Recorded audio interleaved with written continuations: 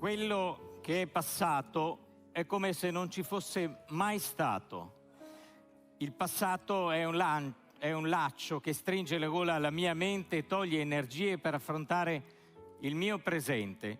Il passato è solo fumo di chi non ha vissuto. Quello che ho già visto non conta più niente. Il passato ed il futuro non sono realtà, ma solo effimere illusioni. Devo liberarmi del tempo e vivere il presente, giacché non esiste altro tempo che questo meraviglioso istante. Questa è una poesia di Alda Merini, che è dedicata al mondo della terza età, che è corretto che guardi al presente, istante dopo istante. È la società, la politica, che si debbono occupare del futuro e in particolare del futuro della terza età, che sempre di più deve diventare un elemento centrale nell'agenda della politica a tutti i livelli. Ma ognuno di noi può fare qualcosa per migliorare questa situazione. Basterebbe abbattere la malattia della solitudine, magari dedicando qualche ora della nostra settimana ad accompagnare, ad accudire, a fare semplicemente compagnia ad una persona che ha qualche anno più di noi. Benvenuti alla seconda giornata degli Stati Generali della terza età. Ieri molto partecipata e molto interessante, lo sarà anche quest'oggi. Normalmente i ringraziamenti si fanno alla fine, permettetemi di farli subito, perché è stata ed è un'avventura rischiosa ma soddisfacente. Ringrazio chi ha condiviso con me questo progetto con un pizzico di follia, ma senza follia la vita non avrebbe neanche senso, che sono Roberto Volpe, presidente di Euripa, Vincenzo Riboni, presidente dell'Istituto Re Zara, e io che rappresento la Fondazione Università Anziani di Vicenza. Un grazie per chi ci è stato vicino nella prima parte di questo progetto, che ci ha stimolato, ha aiutato, Achille Variati, che oggi è presidente di IPAP Vicenza, e l'assessore Matteo Tosetto. I due sindaci che hanno accettato questa sfida, Giacomo Possamai di Vicenza e il sindaco di Treviso, Mario Conte. Grazie a chi ci ha accompagnato dandoci anche un po' di benzina, grazie ad ANAP Confartigianato, grazie a FNP CIS, a Z Farmaceutici, a 50 e più. E grazie, lasciate che lo rivolga alla mia famiglia che è Atesis, che edita 4 giornali, 2 in Veneto, 2 in Lombardia, giornali di Vicenza, l'Arena, la Gazzetta di Mantova e Brescia Oggi, e attraverso il contributo dell'ufficio marketing e dei tanti tecnici che qui non vedete ma che permettono questo incontro, ma anche a chi è a casa e non ha sfidato come voi il freddo di stamattina, ci segue sui nostri siti. Grazie a Diego Bassignana, il maestro che ci accompagna in questa mattinata al pianoforte.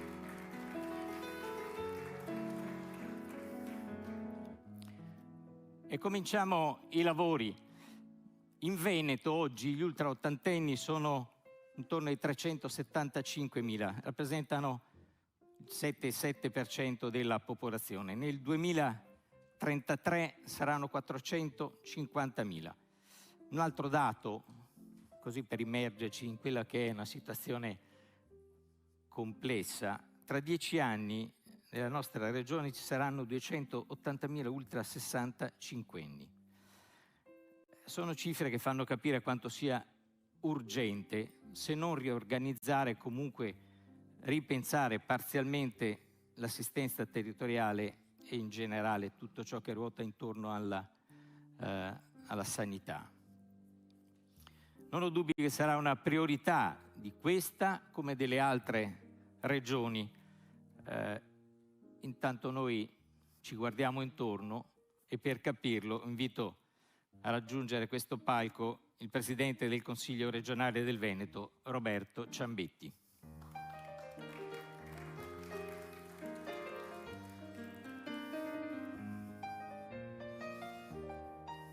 Benvenuto Presidente, grazie. A lei. Grazie Luca. Un buongiorno a tutti. C'è un'emergenza globale, spesso silenziosa, che costituisce uno dei temi di fondo del vostro lavoro in questi giorni: i diritti delle persone anziane. Viviamo una rivoluzione demografica senza precedenti. Nel 2050 le persone over 60 raggiungeranno quasi 2 miliardi a livello mondiale. Ma il problema demografico non è solo una questione numerica, bensì una profonda trasformazione antropologica che richiederà risposte innovative e multidimensionali, perché il problema demografico globale sta diventando una vera emergenza sociale, con conseguenze drammatiche per milioni di persone. Paradossalmente, l'universo della terza età e quarta età rappresenta l'unica categoria vulnerabile priva di uno specifico strumento universale per la protezione dei diritti umani. Che significa questo? Significa che mentre proteggiamo legalmente donne, bambini, disabili, migranti, LGBT+, gli anziani restano invisibili nelle normative internazionali. Un vuoto giuridico che tradisce un pregiudizio culturale profondo: la gerontofobia. La gerontofobia non è solo la paura dell'invecchiamento, è negazione, è rimozione, è il rifiuto di riconoscere che l'invecchiamento è una fase naturale dell'esistenza umana, non una condizione di marginalità. Questa rimozione genera conseguenze drammatiche, dall'esclusione dai processi decisionali all'invisibilità sociale. Il Veneto, sia chiaro, non è certo agli ultimi posti di una eventuale classifica di servizi e atteggiamento, anche culturale, oltre che di solidarietà nei confronti degli anziani.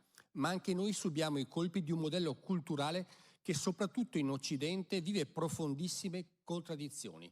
Nel civilissimo Giappone, ad esempio, si è giunti a coniare il termine kodushi, letteralmente morte solitaria, per indicare un fenomeno sociale drammatico che si è particolarmente diffuso nel paese del Sollevante, ma non è esclusivo di questo paese, che rappresenta un monito drammatico sulla necessità di ripensare alle relazioni sociali, il supporto comunitario e l'integrazione degli anziani nella società capitalistica contemporanea. Invecchiare non è una colpa e ogni persona che oggi detiene il potere un giorno sarà anziana. Gli obiettivi di sviluppo sostenibile devono essere radicalmente ripensati, non come mera statistica, ma come garanzia di dignità per ogni fase della vita.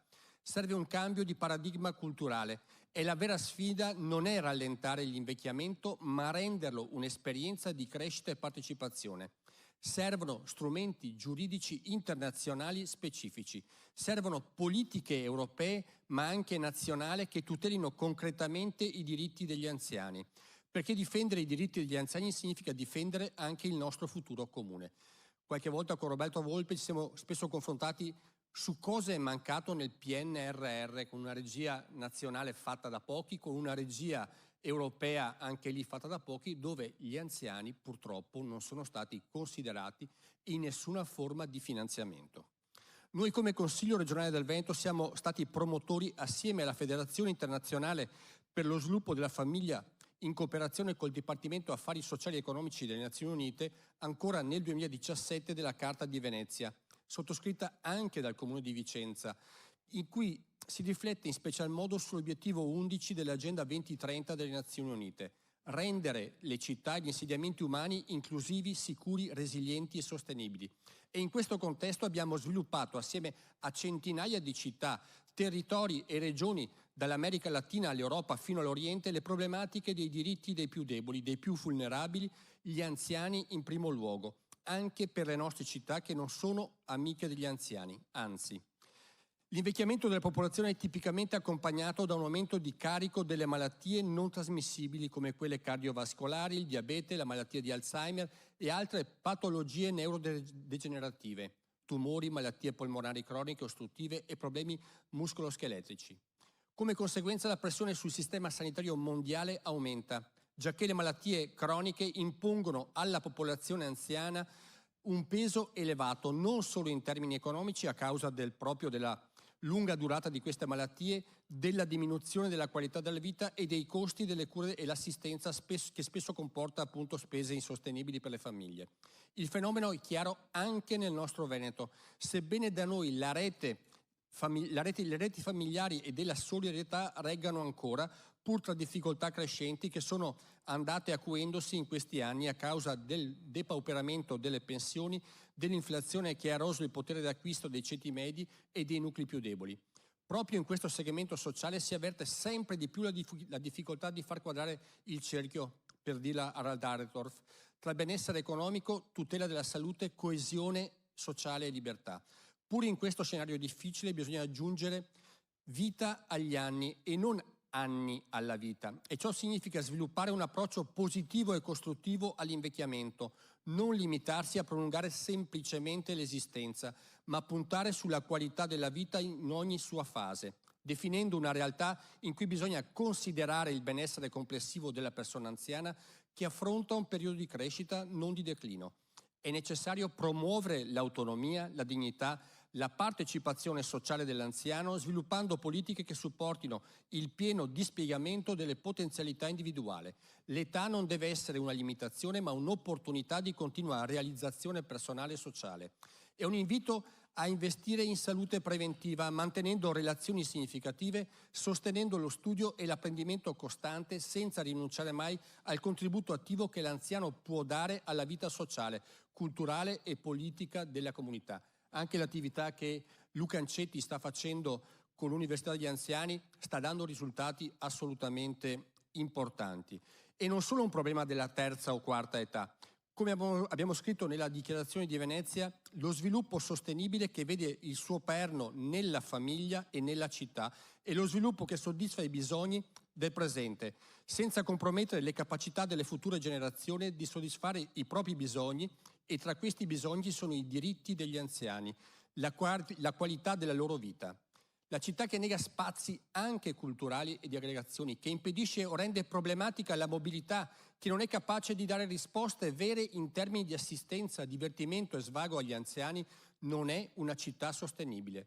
Potrà avere i conti a posto, ma non ha la coscienza a posto. A Vicenza nel 1412 Giampiero de' Paroti, nobile vicentino, uomo d'armi e politico, tra i protagonisti delle trattative che portarono la dedizione della città e del contado berico alla Repubblica di Venezia nel 1404, ultimo della sua casata e senza eredi, dispose con un testamento che una sua casa e l'altra contigua dello zio materno fossero, dopo la sua morte, destinate a ospizio adeguatamente dotato di beni con lo scopo di accogliere 6 nobili caduti in povertà, in 6 camere cum camini, prevedendo l'assistenza ad altri 60 indigenti in 2 cameroni al primo piano. Nasceva così l'ospizio oratorio dei Proti, che oggi continua la sua opera nell'Istituto Proti Vaienti Malacarne. In pratica, in pieno centro storico, come sapete, con un'offerta di ospitalità che rappresenta un modello importante, se non altro per contrastare i fenomeni come il già citato Kodokushi.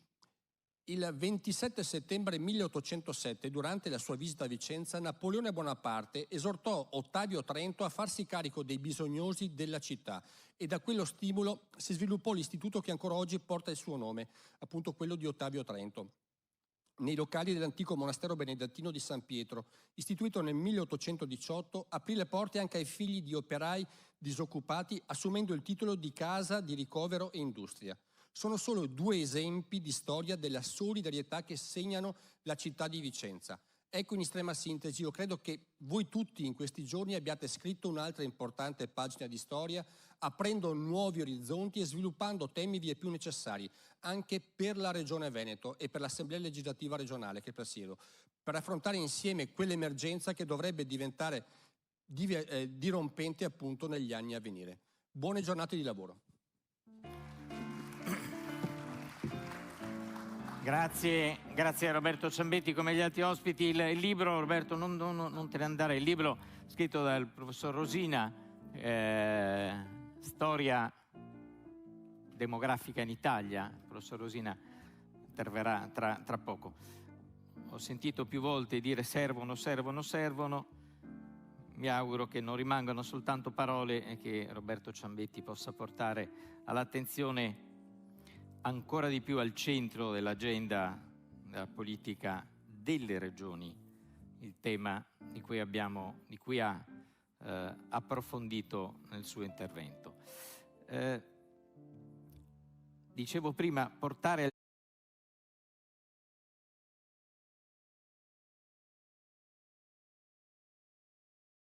un grande risultato. In questo sono certo che ci aiuterà, perché ci ha affiancato sfidando con coraggio questa idea degli Stati Generali, l'ANCI. E invito a raggiungere il palco Roberto Pella, l'onorevole Roberto Pella, che è vicepresidente di ANCI e anche sindaco di un piccolo paese in provincia di Biella. Il fatto di essere sindaco lo aiuta ancora di più ad avere consapevolezza di quanto importante sia essere vicini alle persone e mantenere le persone nel territorio. Le lascio il microfono, ho avuto il piacere di incontrarla ieri. Organizzare questi convegni offre anche queste opportunità di conoscere persone interessanti e che non parlano solo, ma sono convinto che faranno, e lo faranno per questa causa. Onorevole, ascoltiamo. Grazie. Grazie. Innanzitutto, buongiorno a tutti voi. Permettetemi di salutare innanzitutto tutte le persone che sono qui presenti. Vedo tanti capelli bianchi. Quando vedo i capelli bianchi mi ricordano i miei nonni, perché io sono cresciuto con i nonni, come credo tantissimi giovani, in quanto i genitori sempre impegnati a lavorare. E i nonni hanno rappresentato per me quelli che sono stati i veri insegnamenti. Mi hanno accompagnato, mi venivano a prendere a scuola, mi portavano a giocare a calcio, mi facevano vivere quelle emozioni belle, fantastiche, significative che oggi più che mai ne abbiamo bisogno. E quindi credo che sia giusto che le generazioni riconoscono alle persone quello che è stato l'impegno, il valore, il sacrificio. Se oggi siamo la 7ª potenza mondiale, lo dobbiamo alle persone che negli anni 50, 60, 70, 80 hanno fatto crescere questa nazione, l'hanno portata a essere una tra le più rispettate. E io credo che quindi oggi le nuove generazioni, io ne ho 54 di anni, ma quelle ancora più giovani della mia, devono in qualche modo mettere al centro quella che è la politica dell'anziano, della terza età, e devono cercare di dare quel poco, quel tanto che sicuramente voi avete dato a noi e noi cercheremo di dare alle future generazioni.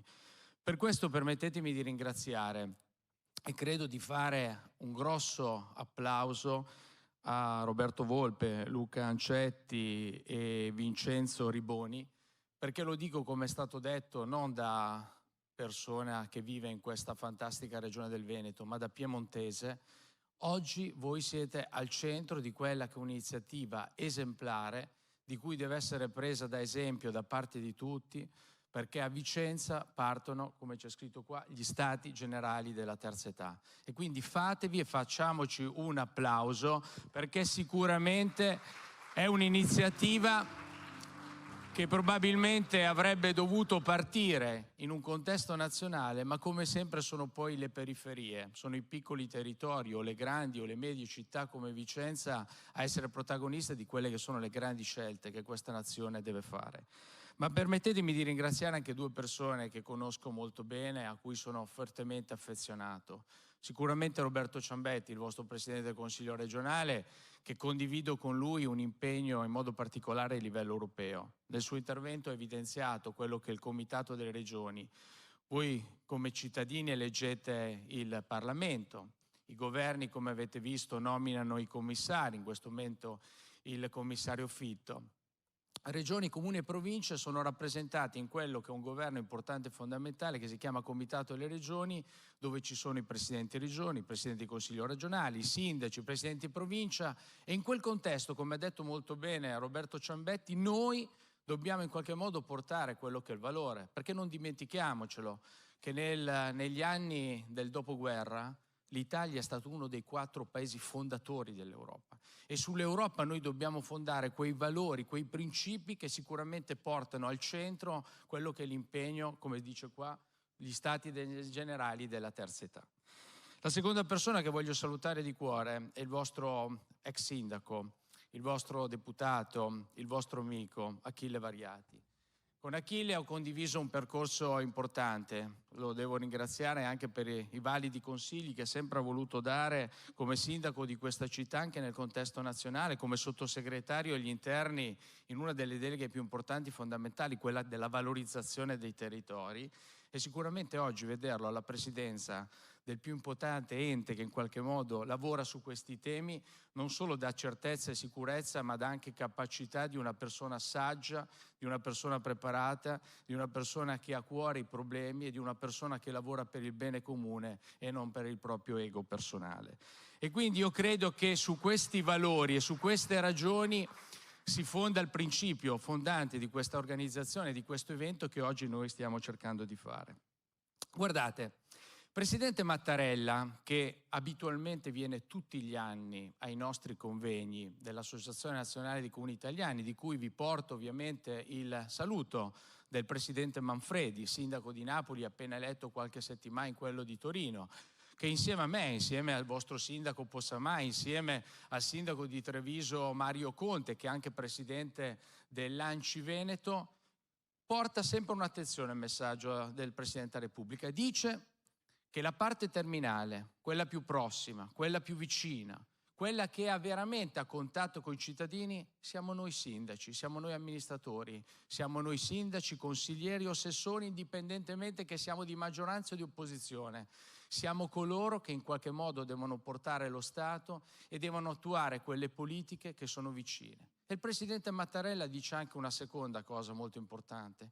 Noi dobbiamo dare parità di trattamento e di servizio a tutti i cittadini, indipendentemente che vivano a Roma o che vivano a Vicenza o che vivano in un comune piccolo come il mio o in un comune ancora più piccolo, magari di un'area interna, di un'area rurale, di un'area montagna. Noi dobbiamo mantenere un presidio territoriale in tutti gli 8.000 comuni italiani. E quindi il tema che oggi è stato posto, quello della solitudine, il tema che in qualche modo valorizzi quelli che sono gli anziani, io credo che sia questo il punto centrale su cui dobbiamo fare. Primo aspetto, la fragilità. La fragilità sulla non autosufficienza oggi ci pone non solo dal punto di vista come amministratori, ma visto che siamo qua anche in una sede vescovile, anche dal punto di vista umano. Innanzitutto siamo cittadini, innanzitutto siamo, al di là di uno come la può vedere dal punto di vista religioso, ma siamo fratelli, siamo persone che in qualche modo si devono accompagnare, si devono aiutare, si devono dare una mano nel crescere per quello che è un obiettivo comune.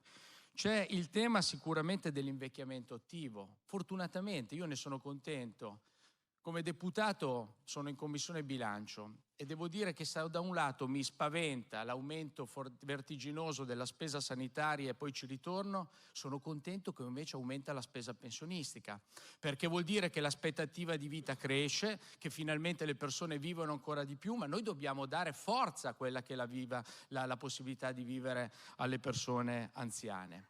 Guardate, dico sempre un messaggio, lo dico qua al professor Rosina, perché in qualche modo ho voluto battezzarlo io questo messaggio. Quando ho iniziato a fare la prima volta, Achille e Roberto lo sanno, l'amministratore comunale avevo 19 anni, ero un giovane, a 24 sono già diventato sindaco, io sono il mio quinto mandato come sindaco, ma non dico questo per vantarmi, ma perché vi dico il concetto a cui ci tengo. Esisteva il Ministero della Sanità.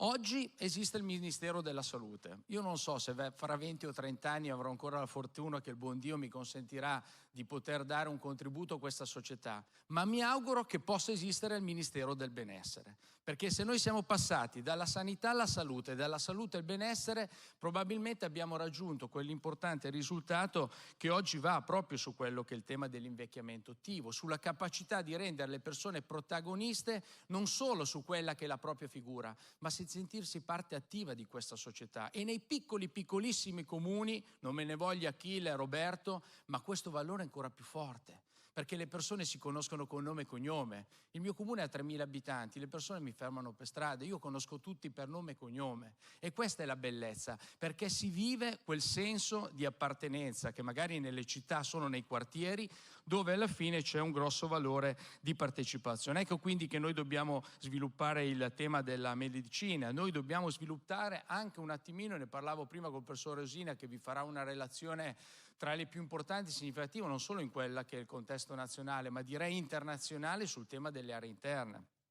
Noi oggi dobbiamo in qualche modo intervenire in quello che è un contesto anche di controesodo. Achille, tu lo sai, è sempre stato uno dei temi centrali dell'agenda dell'Associazione Nazionale dei Comuni Italiani. Noi dobbiamo far sì che la popolazione continui a vivere nella propria terra dove è nata, dove ha le proprie storie, dove quando si affaccia dalla finestra vede il proprio campanile, i propri monti, dove vede i propri prati, dove magari correva da giovane in qualche scorribanda o come oggi ci ha lavorato, tante altre cose. Ecco, noi dobbiamo mantenere questo. E allora, per concludere, io credo che avete fatto bene a invitare noi come sindaci, noi come Associazione Nazionale dei Comuni Italiana. E lo dicevo ieri sera in questa cena piacevolissima che ho avuto modo di partecipare insieme agli organizzatori. Noi dobbiamo far sì, e lo dico a Roberto Volpe in modo particolare, che questo convegno sia l'inizio di un percorso comune che veda tutti insieme, con quella squadra, con quella maglia che ci raffigura, che è quella della nazionale italiana, tutti pronti insieme a lavorare su un percorso che deve essere importante e fondamentale, soprattutto su quello che è lo sviluppo dei nostri territori, su quello che è lo sviluppo e il presidio, soprattutto anche nell'aiuto delle persone non autosufficienti. Quindi sicuramente una politica attiva per le persone che stanno bene, ma anche un aiuto concreto alle persone che hanno oggi più di altri bisogno di avere il nostro sostegno e il nostro aiuto. Guardate, concludo. Purtroppo i dati sono allarmanti, lo dirà molto meglio di me il professor Rosina. Noi siamo arrivati ad una svolta su quello che non è più una crescita, ma è una decrescita, non solo dell'Italia, dell'Europa. Una decrescita che comunque sicuramente comporta una difficoltà di quadratura di quelli che sono i bilanci dei comuni. La spesa sociale sui comuni è salita alle stelle, per non parlare su quello che è il punto. Noi dobbiamo, attraverso una creazione di una collaborazione intergenerazionale tra giovani, meno giovani e anziani, nel costruire quello che deve essere un percorso bello e fantastico, un percorso che in qualche modo veda al centro la persona, far capire e comprendere, e lo dico su questo anche a me stesso e ai miei colleghi, oltre che sindaci, anche delle istituzioni regionali, parlamentari, provinciali, questo diventa l'argomento principale. E dato che non siamo tanto lontano da una delle persone che ha creato, diciamo, uno tra i paesi, uno dei fondatori dell'Europa, uno dei più grandi personaggi politici dell'Italia, che era De Gasperi, ecco, noi dobbiamo iniziare a non più guardare il domani nell'interesse proprio o di quelli che possono essere i propri risultati economici, territoriali o politici, ma noi dobbiamo pensare a quello che è il domani fra 20 o fra 30 anni. Perché guardate, nel 2050, poi il dottor Rosina tratterà altri dati ancora più importanti, l'Organizzazione Mondiale delle Città, della Salute ci dicono che oggi siamo al 34% della popolazione che vive nelle aree metropolitane e supereremo il 50%, con un aumento vertiginoso anche di quelle che sono le malattie non trasmissibili, l'obesità, il diabete tipo 2. Quindi va fatto un grosso lavoro, ma per fare i grossi lavori ci vuole il gioco di squadra. È per questo che io credo che tutti insieme, partendo da Vicenza, facendo ancora un sincero grazie come cittadino innanzitutto, oltre che come amministratore locale o politico, grazie a voi per aver messo al centro di questa agenda, e io sicuramente insieme a Roberto Ciambetti, insieme a Achille Variati, insieme a Possamai, a Conte e tutte le altre persone che sono intervenute e interverranno, dobbiamo far sì che questa giornata possa concretizzarsi in un lavoro vero e proprio a livello nazionale, perché siamo arrivati a un punto che o si prendono delle scelte, delle decisioni importanti, o se no veramente si rischia di non arrivare più a dare quelle risposte nel vostro, nel nostro, ma soprattutto nel domani dei nostri figli, dei nostri nipoti, perché come tutti tutti, quando nascono, devono anche lasciare un segno e soprattutto devono lasciare un bel ricordo, e noi dobbiamo lavorare su questo. Grazie per il vostro impegno, grazie per il vostro lavoro, e per quanto me ne compete, per quanto ci compete come associazione, siamo al vostro fianco per far sì che questo progetto possa crescere e possa diventare centrale nell'agenda politica di tutti i governi nazionali, regionali, comunali o locali. Grazie. Grazie anche a lei. Grazie onorevole Roberto Pella, vicepresidente di ANCI Nazionale. Più volte evocato, professor Rosina, è arrivato il momento. Maestro, riesci a fare una musica demografica? No. Uno stacco demografico ci sta. Mi sembra appropriato. E quindi invito il professor Alessandro Rosina, ordinario di demografia alla Facoltà di Economia all'Università Cattolica di Milano. È il momento dei numeri, delle percentuali, è il momento di vedere la geografia di quello che ci attende nei prossimi anni e capire se l'onda lunga dei nuovi diversamente giovani può trasformarsi in un tsunami. Ci auguriamo di no, anche per quello che abbiamo sentito qui, almeno l'impegno della politica ha riecheggiato. Poi che dall'eco diventi realtà ce ne passa, però almeno con i numeri suoi un segnale che c'è il rischio che diventi tsunami probabilmente glielo dà. Professore, l'ascoltiamo. Grazie. Bene, grazie. Grazie anche per il sottofondo demografico. È la prima volta, assolutamente. Quindi. Beh, allora, io cercherò di darvi un po' di numeri, quindi mi scuserete, ma devo presentare qualche dato, qualche grafico, quindi avrò l'ausilio di slide, quindi chiedo un po' l'impegno anche a seguire con questo sforzo anche poi a presentare grafici e tabelle. Però abbiamo bisogno di costruire un po' queste coordinate di riferimento che ci aiutano a capire da dove arriva questo cambiamento demografico, quali sfide pone e quindi poi quali risposte poter dare per evitare appunto l'eventuale tsunami. Allora, io partirei da un grafico che parte da lontano e un po' fa vedere le origini del cambiamento a livello globale, quindi con delle coordinate importanti, perché in questo grafico i pallini cosa sono? Sono tutti i paesi del mondo, ritratti in questa mappa ad inizio dell'Ottocento, quindi in tutta la storia dell'umanità, un periodo molto vicino a noi, molto recente, su due coordinate, due dimensioni che consideriamo molto importanti, perché quella in verticale è la durata media di vita e quella in orizzontale è il benessere materiale pro capite, quindi legato al prodotto interno lordo. Quello che si vede in questo grafico, sì, tanto sono tutte schiacciate in basso a sinistra. Anche le G. Ok, quindi proviamo questa soluzione tecnica.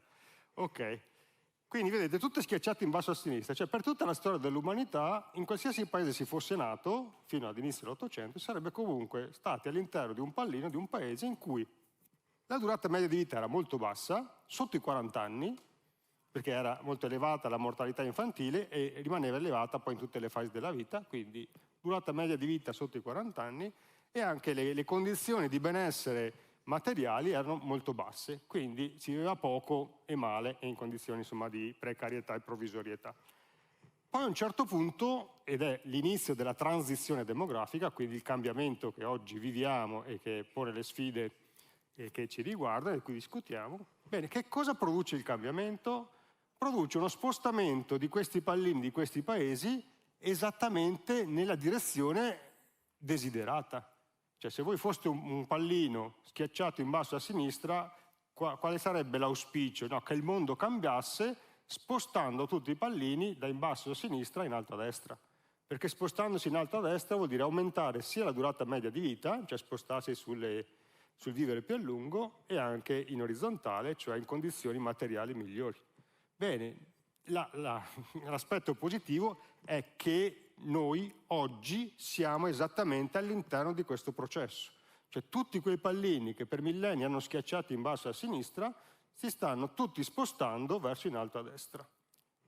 Quindi, e vedete il riquadro verde rappresenta i paesi più avanzati dove si trova anche l'Italia, con un'aspettativa di vita ormai superiore agli 80 anni, come sapete poco più di 80 per gli uomini, 85 per le donne in Italia, ma anche con condizioni di benessere materiali senz'altro migliori rispetto a dove ci si trovava in basso a sinistra nel passato. Quindi tutto il mondo sta andando in quella direzione e sta andando verso una situazione positiva, vivere più a lungo e anche in condizioni materiali migliori. Quindi questo è un punto di partenza, cioè noi siamo l'esito di un processo positivo che si è innescato. Cioè, tutti quelli che hanno vissuto prima di questo processo avrebbero desiderato vivere oggi in una condizione di maggior longevità, di poter nascere, attraversare incolume tutte le fasi della vita e arrivare fino all'età anziana e arrivare con condizioni adeguate. Però, attenzione, questo percorso, questo processo, il fatto che i pallini si spostino in questa diagonale non è per nulla scontato. Cioè non c'è nessuna legge demografica, economica, di natura, eccetera, che dica che la longevità aumenti anche col benessere economico. Cioè questo è quello che siamo riusciti ad ottenere noi, grazie all'impegno, alle politiche, all'investimento sulle condizioni di salute, alla capacità di estendere il benessere, di costruire un sistema di welfare e uno stato sociale solido. Ma non è scontato, quindi si può anche tornare indietro, si può anche peggiorare.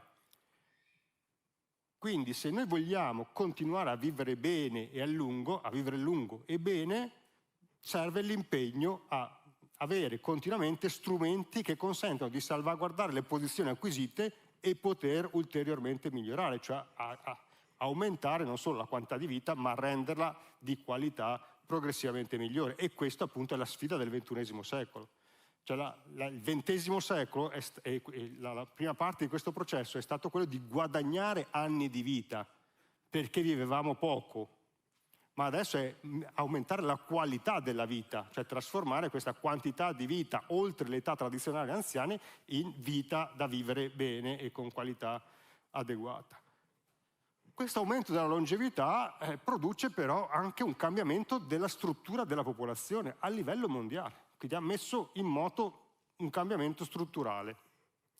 Qui di nuovo avete delle coordinate di cambiamento e c'è il percorso del vertice della piramide demografica, gli over 65 in più, qui rappresentati dalla curva blu, e i bambini under 5. La parte più a sinistra è la situazione in cui ci si trovava a livello del pianeta nel 1950. Gli anziani erano pochi, attorno al 5%, e i bambini under 5 erano quasi il triplo di fatto. Bene, questa parte qui, cioè questo rapporto qui tra pochi anziani e tanti bambini, era quello che c'è sempre stato nella storia precedente. Noi siamo nel momento in cui queste due curve a livello mondiale si stanno intersecando e vanno in direzione opposta. E la società che dobbiamo costruire è quella che troveremo nel 2050.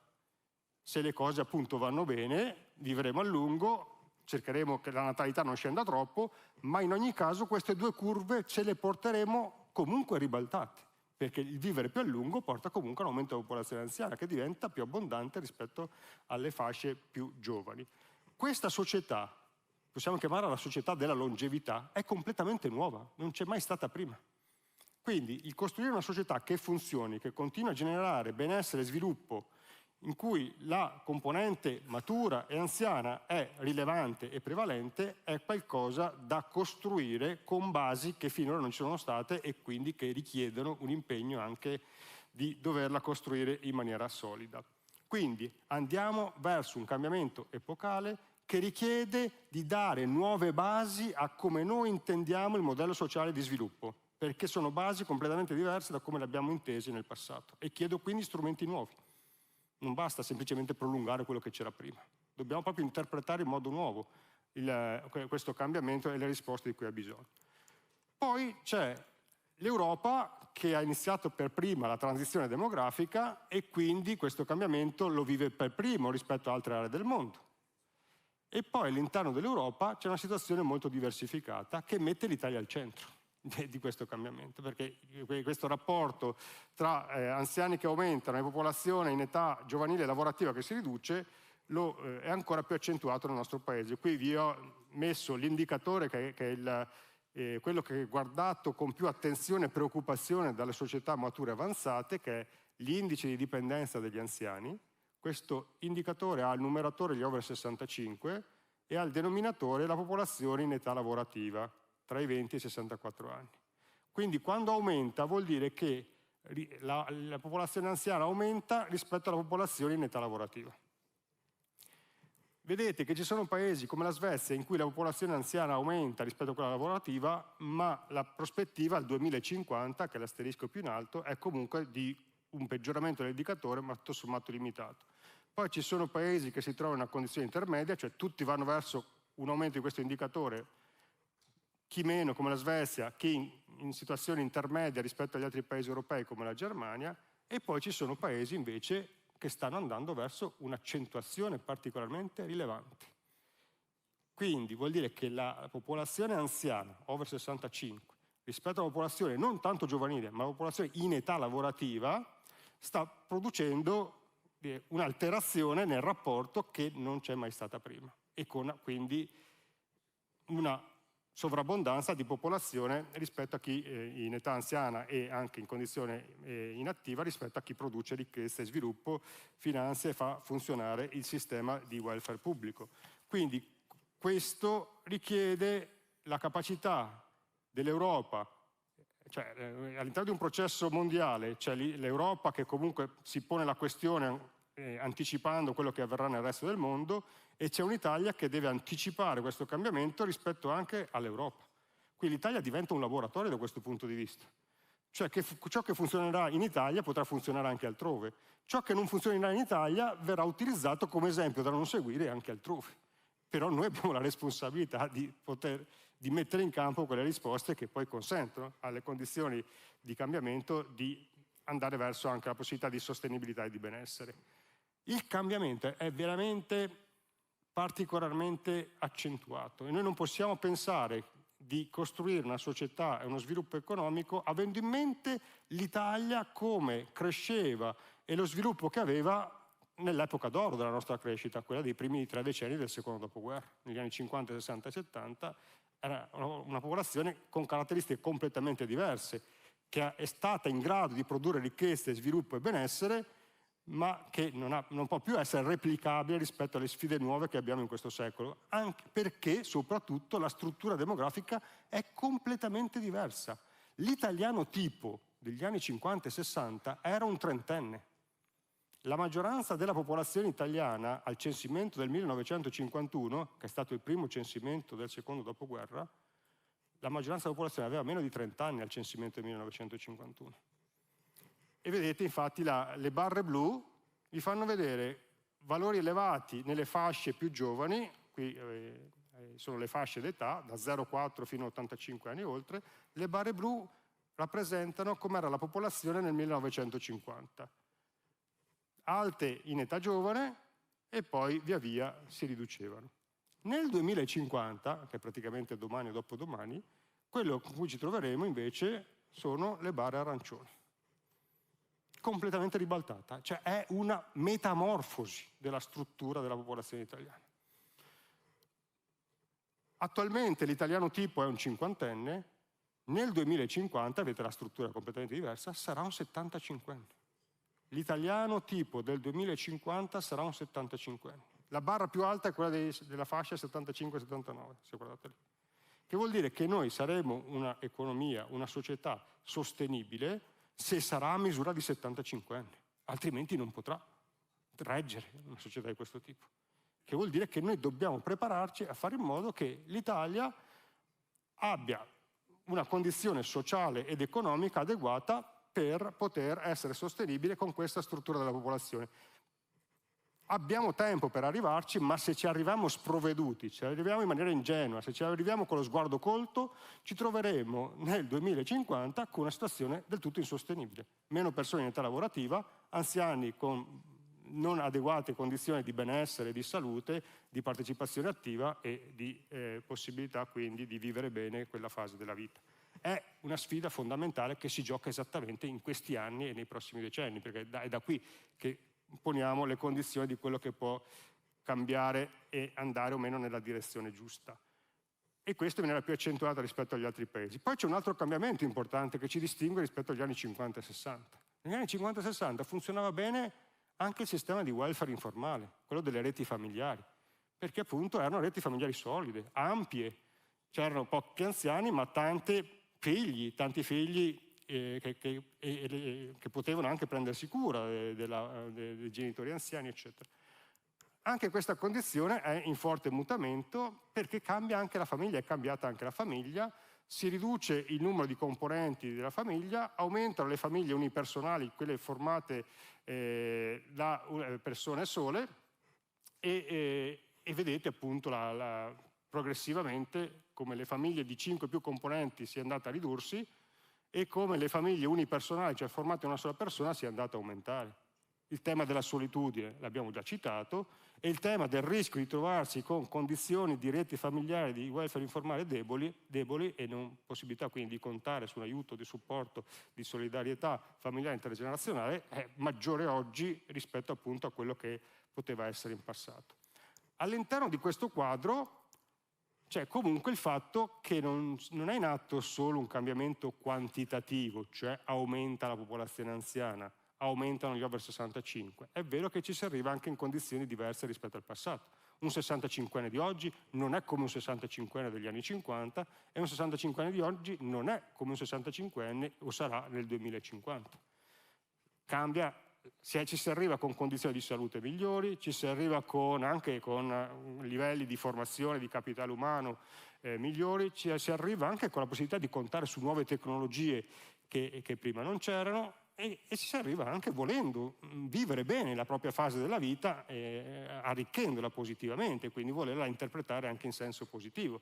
Quindi c'è proprio un cambiamento anche qualitativo nelle fasi della vita che sta spostando tutto in avanti e che quindi anche allarga le condizioni di benessere che appunto le persone si trovano e che vogliono arricchire nel proprio percorso di vita.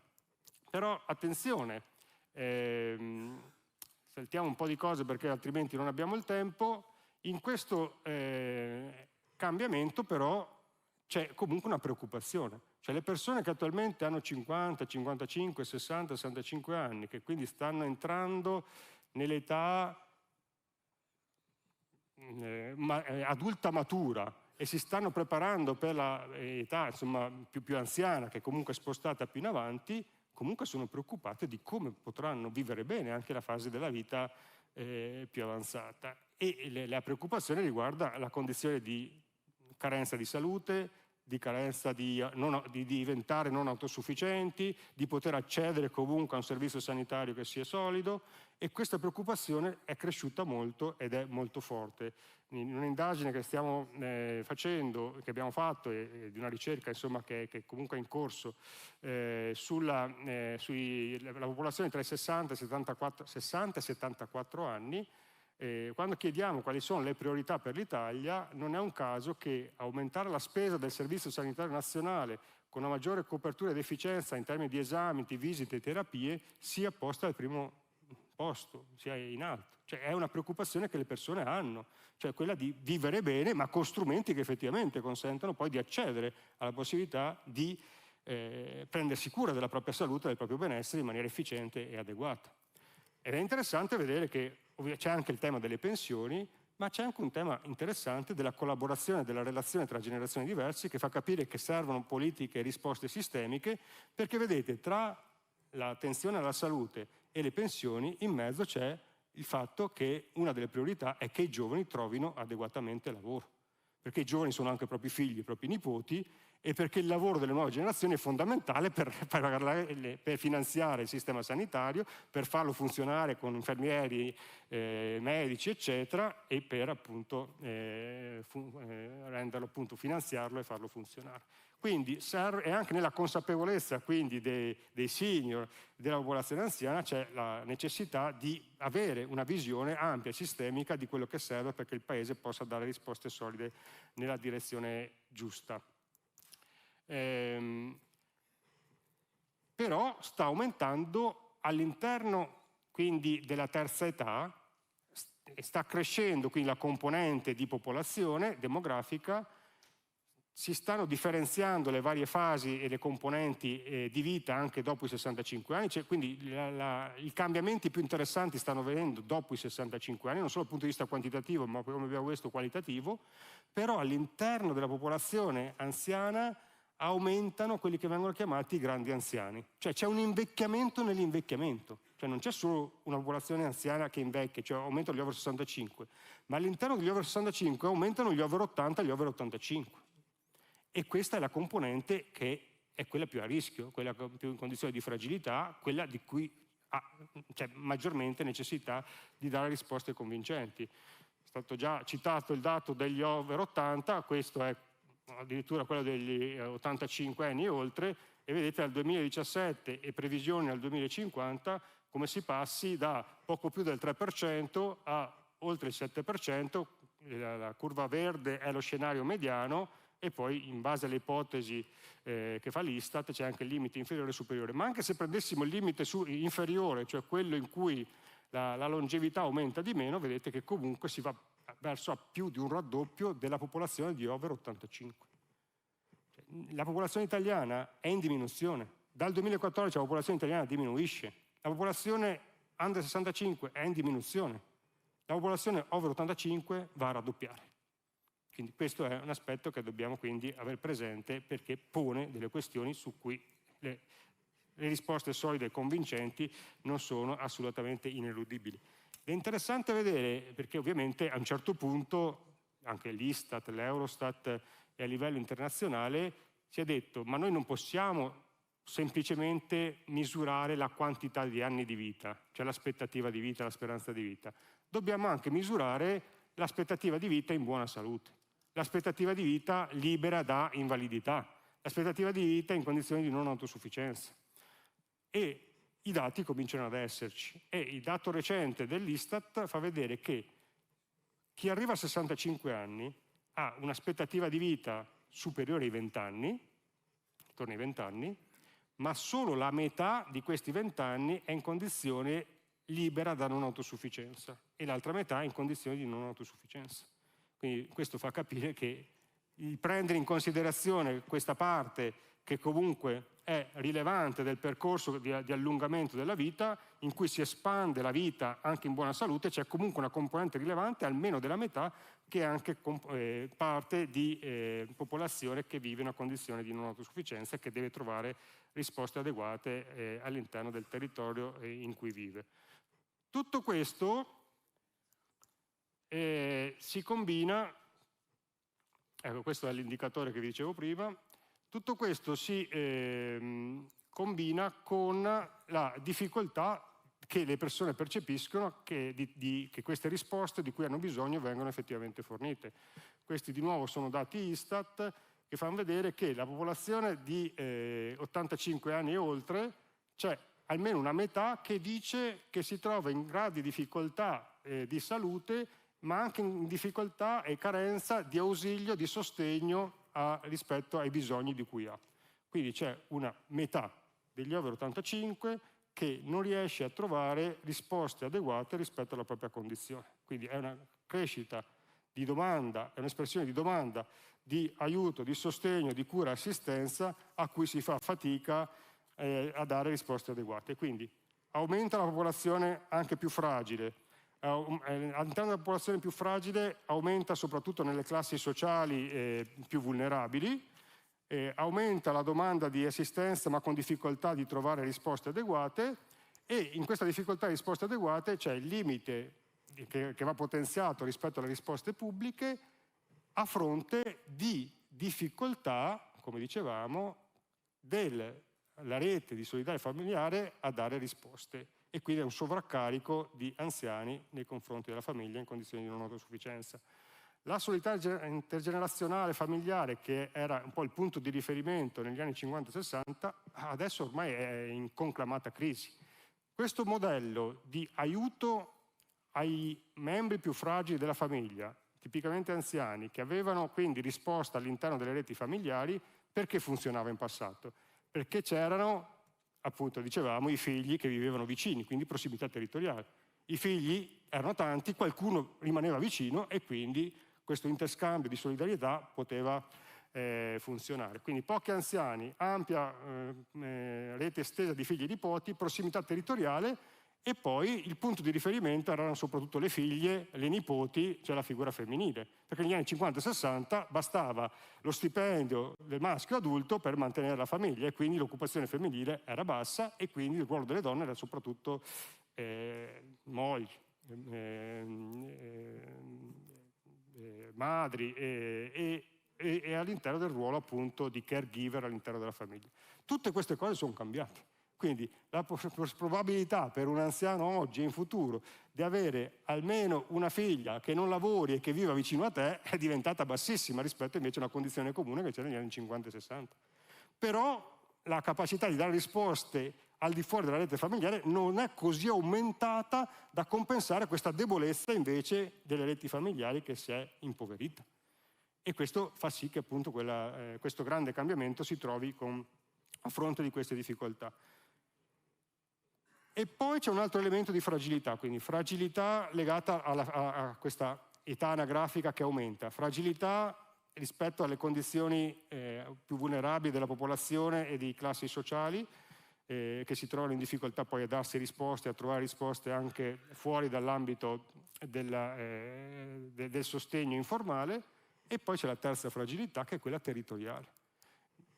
La popolazione anziana aumenta un po' in tutti gli ambiti territoriali. Qui avete il quadro della mappa europea, ci diceva appunto della popolazione rurale e urbana. Vedendo le varie fasce d'età, qui si vede chiaramente che, vedete che ci sono, se noi guardiamo le regioni in maniera soprattutto rurali, c'è una forte crescita della popolazione over 65 a livello europeo, diminuzione della popolazione under 20 e diminuzione della popolazione in età lavorativa. Questo più 1,8 è un più 1,6 nelle regioni intermedie e un più 1,6 nelle regioni soprattutto urbane. Quindi vuol dire che la popolazione anziana aumenta quasi ovunque, in maniera trasversale sul territorio. Quello che fa la differenza è invece dove è sostenibile. È sostenibile dove la popolazione giovane in età lavorativa almeno non diminuisce, che sono le aree urbane. Perché non diminuisce? Perché sono più attrattive. Ma da dove le attraggono? Dai territori rurali, che quindi si impoveriscono sia perché la natalità è bassa sia perché perdono giovani, ma a parità di numero di anziani. Quindi da un lato c'è la condizione degli anziani delle grandi aree urbane che possono maggiormente rischiare di trovarsi soli, e quindi in condizioni di isolamento, eccetera, ma poi c'è una condizione di sostenibilità delle aree territoriali interne che invece si trovano con tanti anziani, magari con più senso di comunità, ma con meno sostenibilità perché manca la popolazione in età adulta e in età giovanile. Ecco, questa cosa è ancora più accentuata nel nostro paese, in alcune aree del nostro paese, perché nelle aree rurali, quelle più lontane dai grandi centri, quelli che vengono chiamati appunto le aree interne, si stanno spopolando maggiormente. I giovani se ne vanno, rimangono solo gli anziani, lontani dai centri dove appunto maggiormente i servizi sono presenti, e quindi il rischio della popolazione dei comuni che si trovano in questa realtà è particolarmente accentuato. Qui ci sono i dati anche sono dati ANCI, sulla struttura per età della popolazione, che fa vedere appunto che lo squilibrio verso la popolazione anziana è più accentuato nelle aree interne, anche se le aree interne sono un contesto molto ampio al proprio interno. Ecco, vado a chiudere.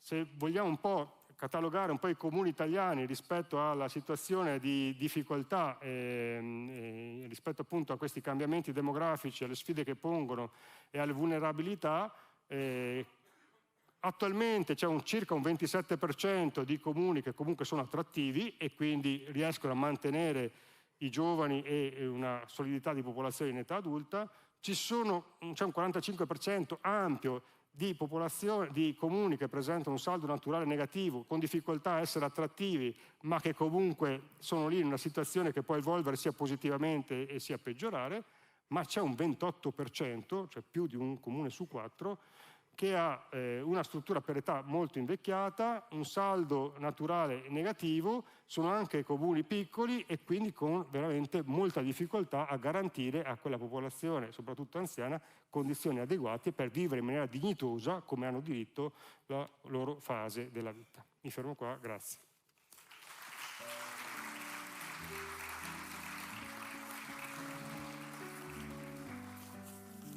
Non scappi via, professore, prima perché devo consegnarle, non potevamo consegnarle il libro, il suo libro, e quindi ecco. e ho impressione che non sia una cravatta. Va bene, perfetto. Poi le chiedo,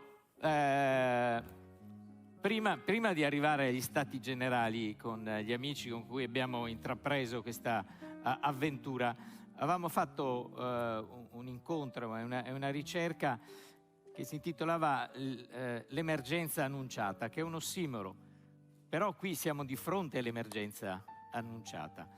E poi le chiedo una cosa. Avevo letto un titolo che la riguardava, che ha fatto una relazione, credo, davanti al Papa, in cui lei ha detto: se andiamo avanti così l'Italia va verso l'estinzione. Che probabilmente non mi riguarda perché forse non arriva al 2050, però è dura l'estinzione per l'Italia. No, allora, c'è un dato oggettivo, cioè se la fecondità, cioè il numero medio di figli, rimane così basso,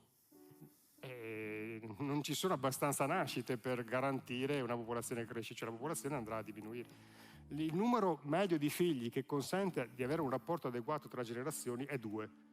Perché vuol dire che a 2 genitori corrispondono 2 figli. E siccome viviamo a lungo, questi 2 figli arrivano tranquillamente a sostituire la generazione dei propri genitori.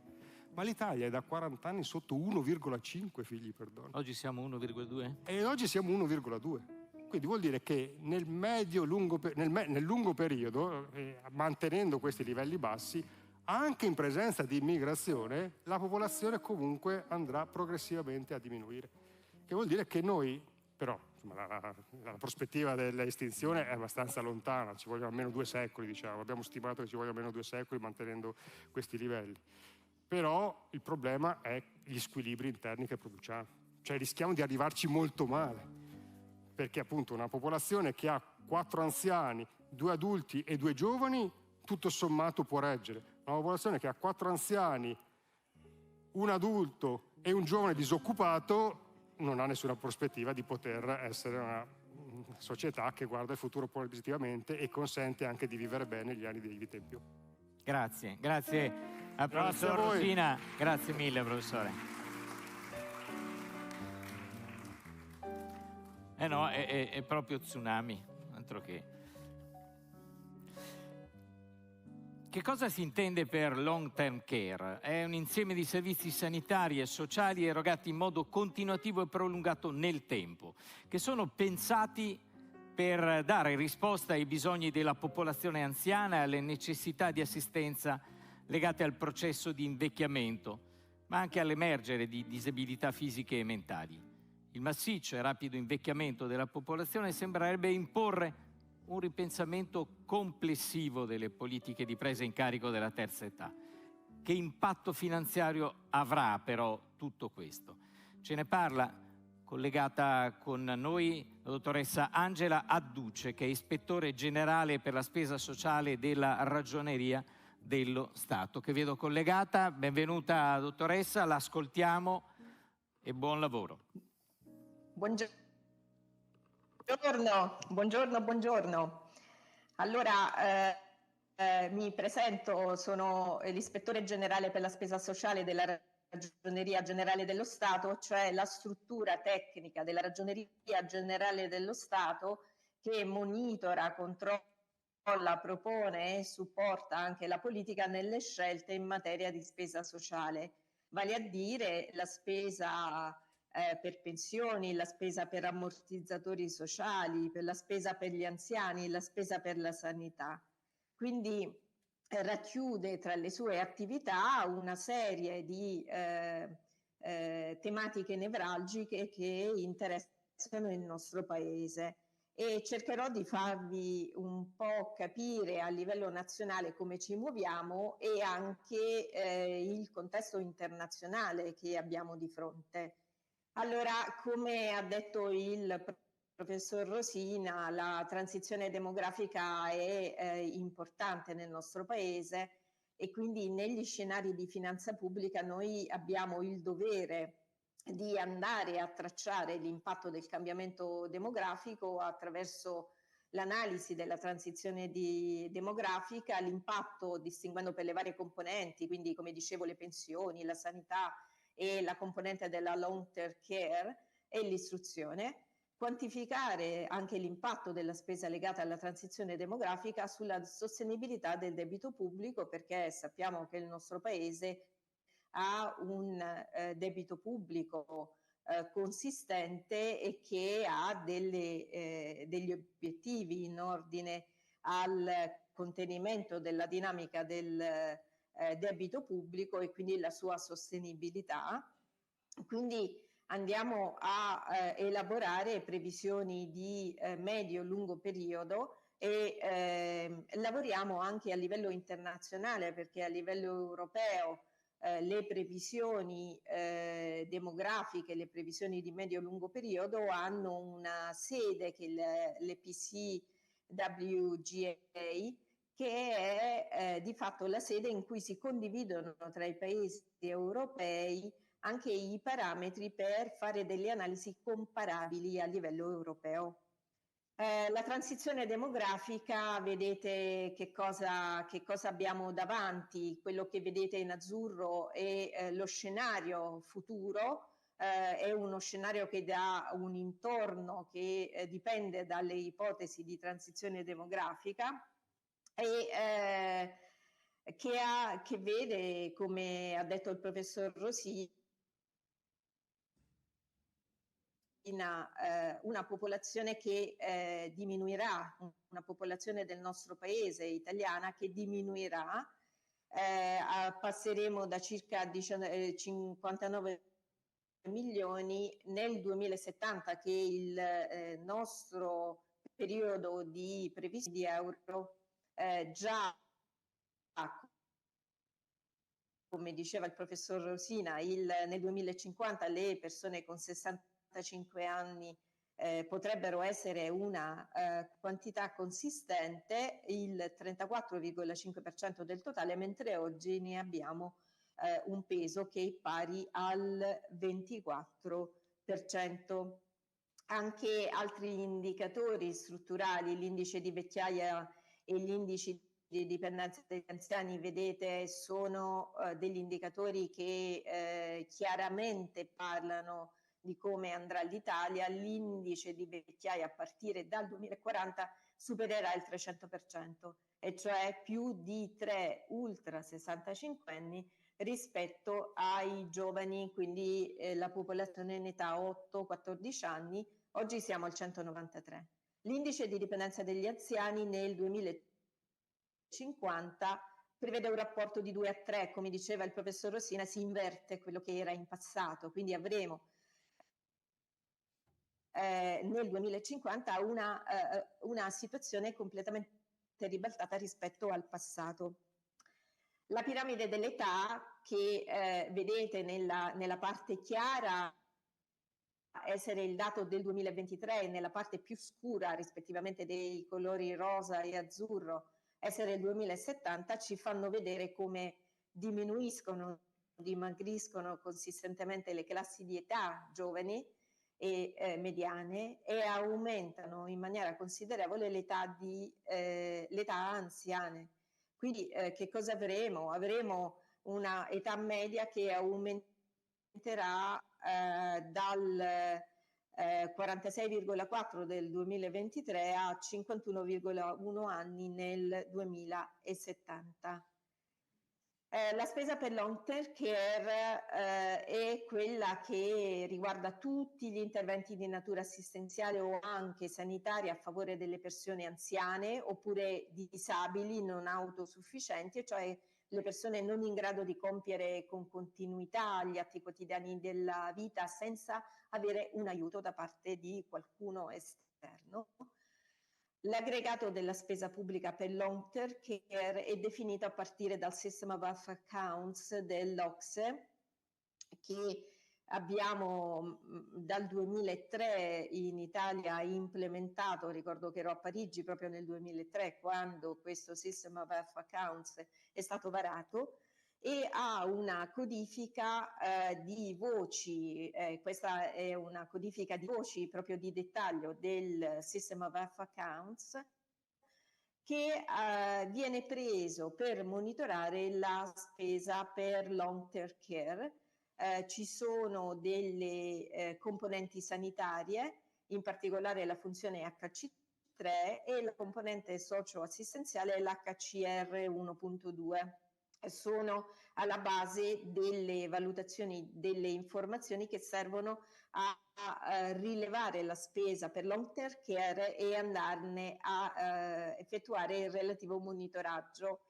Noi in Ragioneria Generale dello Stato siamo noi anche anziani, ma nell'attività di monitoraggio in questo caso da più di 25 anni effettuiamo analisi degli effetti demografici sugli equilibri di finanza pubblica, come orizzonte previsivo il 2070, e naturalmente andiamo a vedere questi effetti del modello di lungo periodo e pubblichiamo annualmente. Siamo prossimi, spero entro dicembre, della pubblicazione del nuovo rapporto. Sarà il 26esimo rapporto relativo alle tendenze di medio-lungo periodo del sistema pensionistico e sociosanitario. Raccomando a chi fosse interessato un'attenta lettura di questo rapporto, che è praticamente un rapporto densissimo di informazioni, ma anche di parametri tecnici e di scenari anche demografici in ordine alle previsioni di lungo periodo. Allora, andiamo ai dati. La spesa pubblica per prestazioni di protezione sociale nell'anno 2023 è il 26,4 del PIL, le prestazioni sociali in denaro sono il 19,9% e quelle in natura il 6,5%. All'interno delle prestazioni sociali in denaro c'è la spesa per le pensioni, il 15% del PIL, destinata ad incrementare. Le altre prestazioni sociali in denaro pesano il 5%, all'interno di questo aggregato la long term care lo 0,8%, stiamo parlando di long term care socioassistenziale. Nell'ambito della spesa per prestazioni sanitarie il 5,8%, la long term care è lo 0,6%. Naturalmente la spesa sanitaria totale è un po' più alta, vale il 6,2% del PIL. La spesa assistenziale in natura vale lo 0,7%, di cui il long term care lo 0,2%. La spesa pubblica per long term care nel 2023, se la vogliamo analizzare, è a livello totale l'1,63% del PIL. All'interno c'è la componente sanitaria dello 0,63%, l'indennità di accompagnamento lo 0,70 del PIL e altre prestazioni di long term care lo 0,29.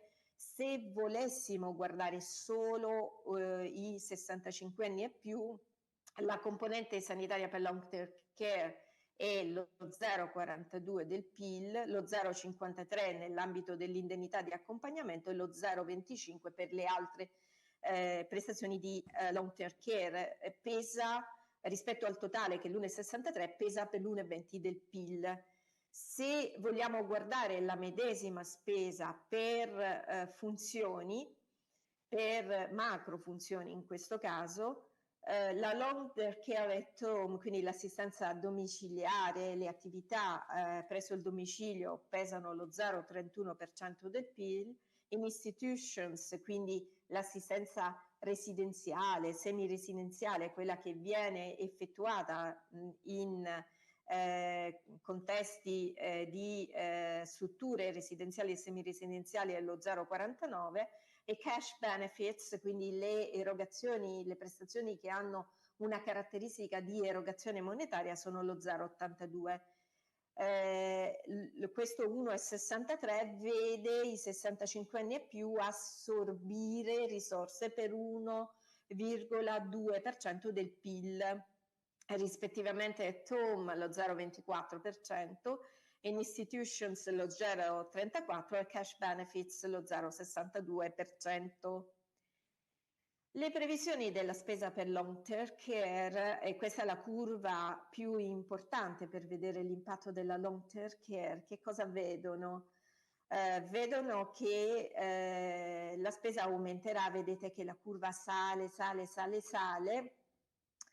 e aumenterà tra il 2023 e il 2070 di 0,8 punti, passando quindi all'1,6% che abbiamo visto anche descritto prima per dettaglio, al 2,4% nel 2070. Vedete che c'è un momento di picco e una leggera flessione dopo il 2060 verso il 2070, però abbiamo davanti uno scenario di crescita importante della spesa per long term care. Ma che cosa trascina questa spesa? Questa spesa viene trascinata soprattutto dalla spesa per le pensioni. In ogni caso sono tutte in aumento le componenti della long term care e se guardiamo nel medio-lungo termine è prevista aumentare la quota di spesa in long term care, sempre in rapporto al PIL, destinata agli ultra ottantenni, con una corrispondente riduzione della spesa destinata alla fascia 65-79 anni di età e alla rimanente parte della popolazione. Quindi gli ultra ottantenni avranno una crescita numerica e di assorbimento di risorse collegate, parlo di risorse pubbliche. Le previsioni di spesa age related che cosa vedono? Vedono in rapporto al PIL, se sommiamo sempre pensioni, sanità, long term care e istruzioni, raggiungeremo un picco nel 2042 con il 28,3%, quasi totalmente dovuto alla spesa pensionistica per via anche della progressiva fuoriuscita dei baby boomers nei prossimi anni, quindi delle coorti molto numerosi che hanno anche associati trattamenti migliori rispetto al regime previdenziale che poi è passato stabilmente al regime contributivo, vedono una spesa pensionistica in crescita. Dopo questo anno l'incidenza della spesa diminuisce progressivamente, arriveremo al 25,7, quindi dimagriremo come spesa pubblica in percentuale sul PIL, ma anche qui chi la fa da padrona, e vedete che la parte azzurra è quella delle pensioni, è proprio lei, è una componente di spesa pubblica importante, con un'importante variazione che di fatto influisce su tutta la spesa per la spesa age related, perché si muove con una importante dimensione, sia dimensione in termini di valori assoluti sia in termini di variazione. L'impatto sul debito, quindi la dinamica del debito pubblico è chiaramente legata alla decrescita della popolazione e al relativo invecchiamento. Che cosa c'è? C'è di fatto un numero minore di persone che lavorerà, perché sono proprio un numero minore di persone presenti e quindi conseguentemente si alimenterà uno sbilanciamento tra il numero delle persone che escono dal mercato del lavoro per quiescenza e il numero di persone che lo alimentano, sono coorti meno numerose. L'effetto della transizione demografica si riflette sulle spese direttamente collegate e quindi sulla crescita economica. Quindi andare a vedere dove si sta andando ci permette anche di andare a vedere la sostenibilità del paese, del sistema Italia, ai fini del rispetto del patto di stabilità e crescita. Perché il nostro paese, ripeto, è un paese che ha una consistenza di debito pubblico, uno stock di debito pubblico importante e ha un futuro che non è roseo per aiutare questo debito pubblico. Quindi nei fatti è una dura lotta che ci aspetta e, come diceva il professor Rosina, è necessario reinventarsi, reinventare il modo di gestire le tematiche che finora abbiamo gestito in un modo, perché è tutto cambiato. Non possiamo pensare di avere le famiglie numerose degli anni 50, non possiamo pensare di abbandonare gli anziani, non possiamo pensare anche che l'anziano 65enne sia lo stesso di anni fa, già oggi un anziano molto più attivo. Probabilmente bisognerà anche rivedere il concetto di anziano, perché biologicamente è una persona diversa e lo sarà ancora di più in futuro. Quindi in presenza di una crescita nominale inferiore al tasso di interesse implicito, perché è lì che ci troviamo, il Paese deve realizzare avanzi primari per tenere sotto controllo il debito pubblico. E quindi come tale, siccome la incidenza in rapporto al PIL è prevista in incremento di circa 2 punti nell'arco dei prossimi 15 anni, non possiamo non vedere questo grande condizionamento che abbiamo sul nostro futuro. Avete nominato sanità, il servizio sanitario è diciamo la prima delle attenzioni dei nostri anziani, in generale della nostra popolazione, per il suo futuro. Ho portato una tabella sintetica che illustra quello che è la dotazione finanziaria del servizio sanitario. Faccio un paragone con il livello pre-Covid perché è stato uno spartiacque.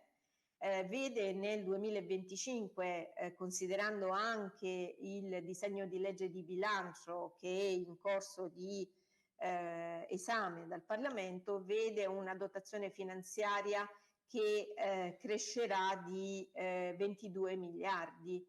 Quindi è una dotazione finanziaria importante. Lo dico sempre da osservatore anche del servizio sanitario.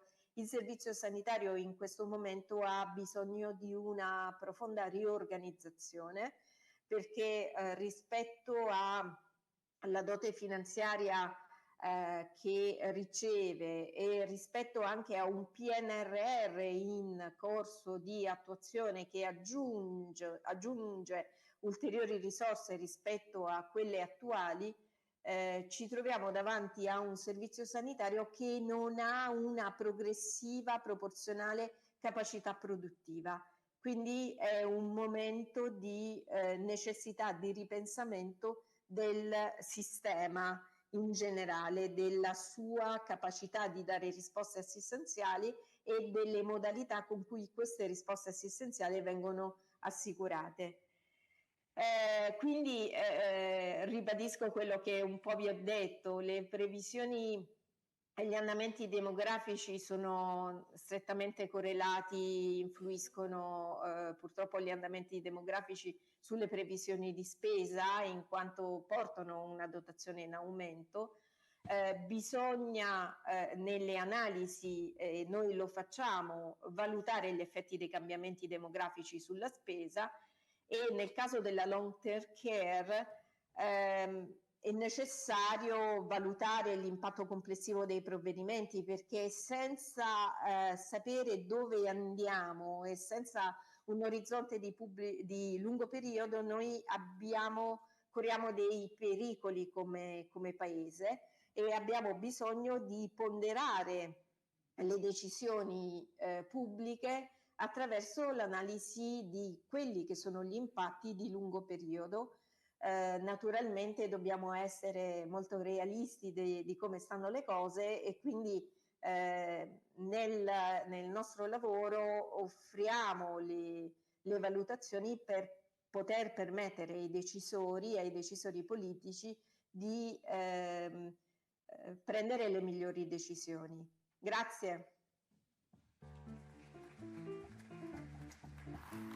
Ringraziamo, grazie dottoressa Adduce, e proseguiamo introducendo un altro tema, che è quello dei farmaci, perché si vive più a lungo, non si vive sempre in buona salute, i farmaci aumentano e aumentano anche le attività di ricerca. Per parlare di farmaci invito a raggiungerci il direttore amministrativo di AIFA, l'Agenzia Italiana per il Farmaco, Giovanni Pavesi. Per la serie A volte ritornano. Benvenuto Giovanni, ha bisogno del leggio? Sì, mi appoggio qua. Grazie. Allora, è anche... Qua sono veloce. Questo è il sottofondo farmaco, Ah sì, non lo Questo è il conoscevo. sottofondo farmaco. Buon lavoro Giovanni. Grazie, grazie. Bene, buongiorno intanto, buongiorno a tutti, grazie. Hai bisogno di Sì. andare a sinistra, so che non ti piace No, andare no, a sinistra, però... Esatto, è un po' contro natura per me. Va bene. No, al di là della battuta, grazie per l'invito, grazie al direttore Luca Ancitti, grazie a Roberto Volpe. Vengo volentieri, faccio il direttore di AIFA, ma sono stato nel Veneto e anche in Lombardia. Qua dobbiamo sempre dichiarare che non abbiamo conflitti, in realtà ce ne ho tanti, perché ormai vado anch'io verso l'età di cui si è parlato oggi, e quindi oggettivamente l'interesse è vero. Oggi provo a parlarvi di un tema, quello del farmaco, che obiettivamente ha degli aspetti un po' più tecnici, un po' più aridi rispetto alle relazioni che mi hanno preceduto, che ho ascoltato con molto interesse, ma provo a raccontarvelo come fosse una storia, o chi di voi ha più dimestichezza con gli elementi, diciamo così, più scientifici. Pensate ad una matrice più entrate, in cui ci troviamo a dover conciliare delle crescenti tematiche clinico-patologiche, perché vedete cosa succede a livello globale, dove le patologie, soprattutto quelle di natura cardiovascolare, la natura oncologica, il diabete come una pandemia ormai che possiamo definire mondiale, l'incremento delle malattie legate alla salute mentale e la crescita della cronicità, quindi la crescita della popolazione anziana, si scontrano rispetto a due altre entrate importanti di questa matrice. Una, l'innovazione, che costa sempre di più. Voi non avete idea, adesso lo vedremo un attimo, cosa costa innovare nel campo della farmaceutica. E dall'altra, questi combinati disposti di crescita di patologie, costo dell'innovazione e risorse finite, lo spiegava prima la dottoressa Adduce, cioè esigenze di tenere in equilibrio il bilancio della pubblica amministrazione. Guardate che la previsione del consumo di farmaci nei prossimi anni è una previsione che parla di 3 trilioni di dosi medie giornaliere, che interessa uniformemente tutto il nostro pianeta. Non è solamente ormai i paesi occidentali, i paesi a crescita di cronicità, grandi consumatori di farmaci. I paesi anche africani stanno diventando dei paesi in cui il farmaco diventa un elemento di costo e ovviamente di consumo. Le aree terapeutiche le abbiamo viste prima, le accennavo, sono l'immunologia, l'endocrinologia, l'oncologia. Ma soprattutto quello che capite è che sono farmaci che lentamente entrano nell'area della cronicità, dove il consumo non è one shot, non è sul paziente acuto che si spera dopo guarisca, ma invece è un paziente che deve essere curato invece con il farmaco per molti anni. Il mercato del farmaco è un mercato ovviamente miliardario a livello nazionale, anche qua avete delle prospettive di crescita di dimensioni straordinarie, e questo ci mette un ulteriore elemento nella famosa matrice che vi dicevo: crescono le patologie, cresce il costo dell'innovazione, restano limitate le risorse del pubblico e cresce invece la forza, la pressione di un mondo economico privato, che è quello delle big pharma, delle grandi aziende farmaceutiche, che preme per entrare. E l'altro grande attore di questa matrice, all'interno di quello che vi dicevo, è la crescita di queste cosiddette, noi le chiamiamo le terapie avanzate. In questi ultimi anni la farmaceutica è shiftata da una farmaceutica chimico tradizionale a una farmaceutica che lavora sul biologico, quindi sequenziamento dei genomi, terapie cellulari, terapie tessutali. Vedete come gli studi in corso siano numerosi, sono in aree anche non particolarmente importante, se volete, come numero di pazienti. Guardate per esempio cosa cresce sull'oftalmologia, ma pensate solo al tema per esempio delle maculopatie senili, che potranno trovare esclusivamente risoluzione con terapie geniche. Ecco, la previsione anche qua sono di numeri spaventosi, ma dopo vi dirò perché sono numeri spaventosi, perché la ricerca pubblica sta scomparendo ed è una ricerca che resta in mano all'attore privato, e quindi è una ricerca che rischia di essere fortemente ricattatoria verso un sistema che invece ha da dover dosare le risorse.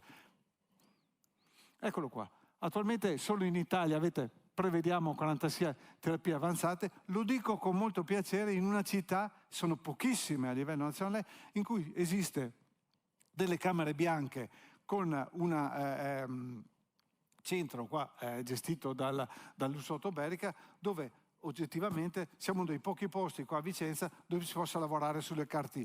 Le CAR-T è un sistema di genomica per trattare queste malattie che costa tantissimo. Ecco, guardate cosa dice, ho guardato un articolo recente di Nature, quindi di qualche mese fa, queste terapie che rendono progressivamente insostenibile il sistema di assicurazione pubblica.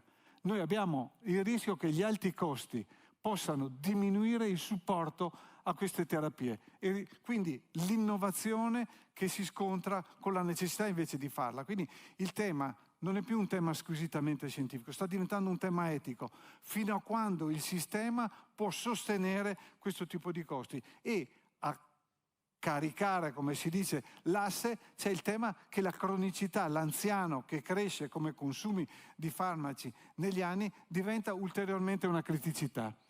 Qua vi ho fatto un richiamo a una storia, la racconto brevissimamente. Questo è un signore, è un medico americano, si chiama Wolford. Questo qua, quando stava per laurearsi, scopre di avere un problema molto grave, un problema oncologico, una leucemia.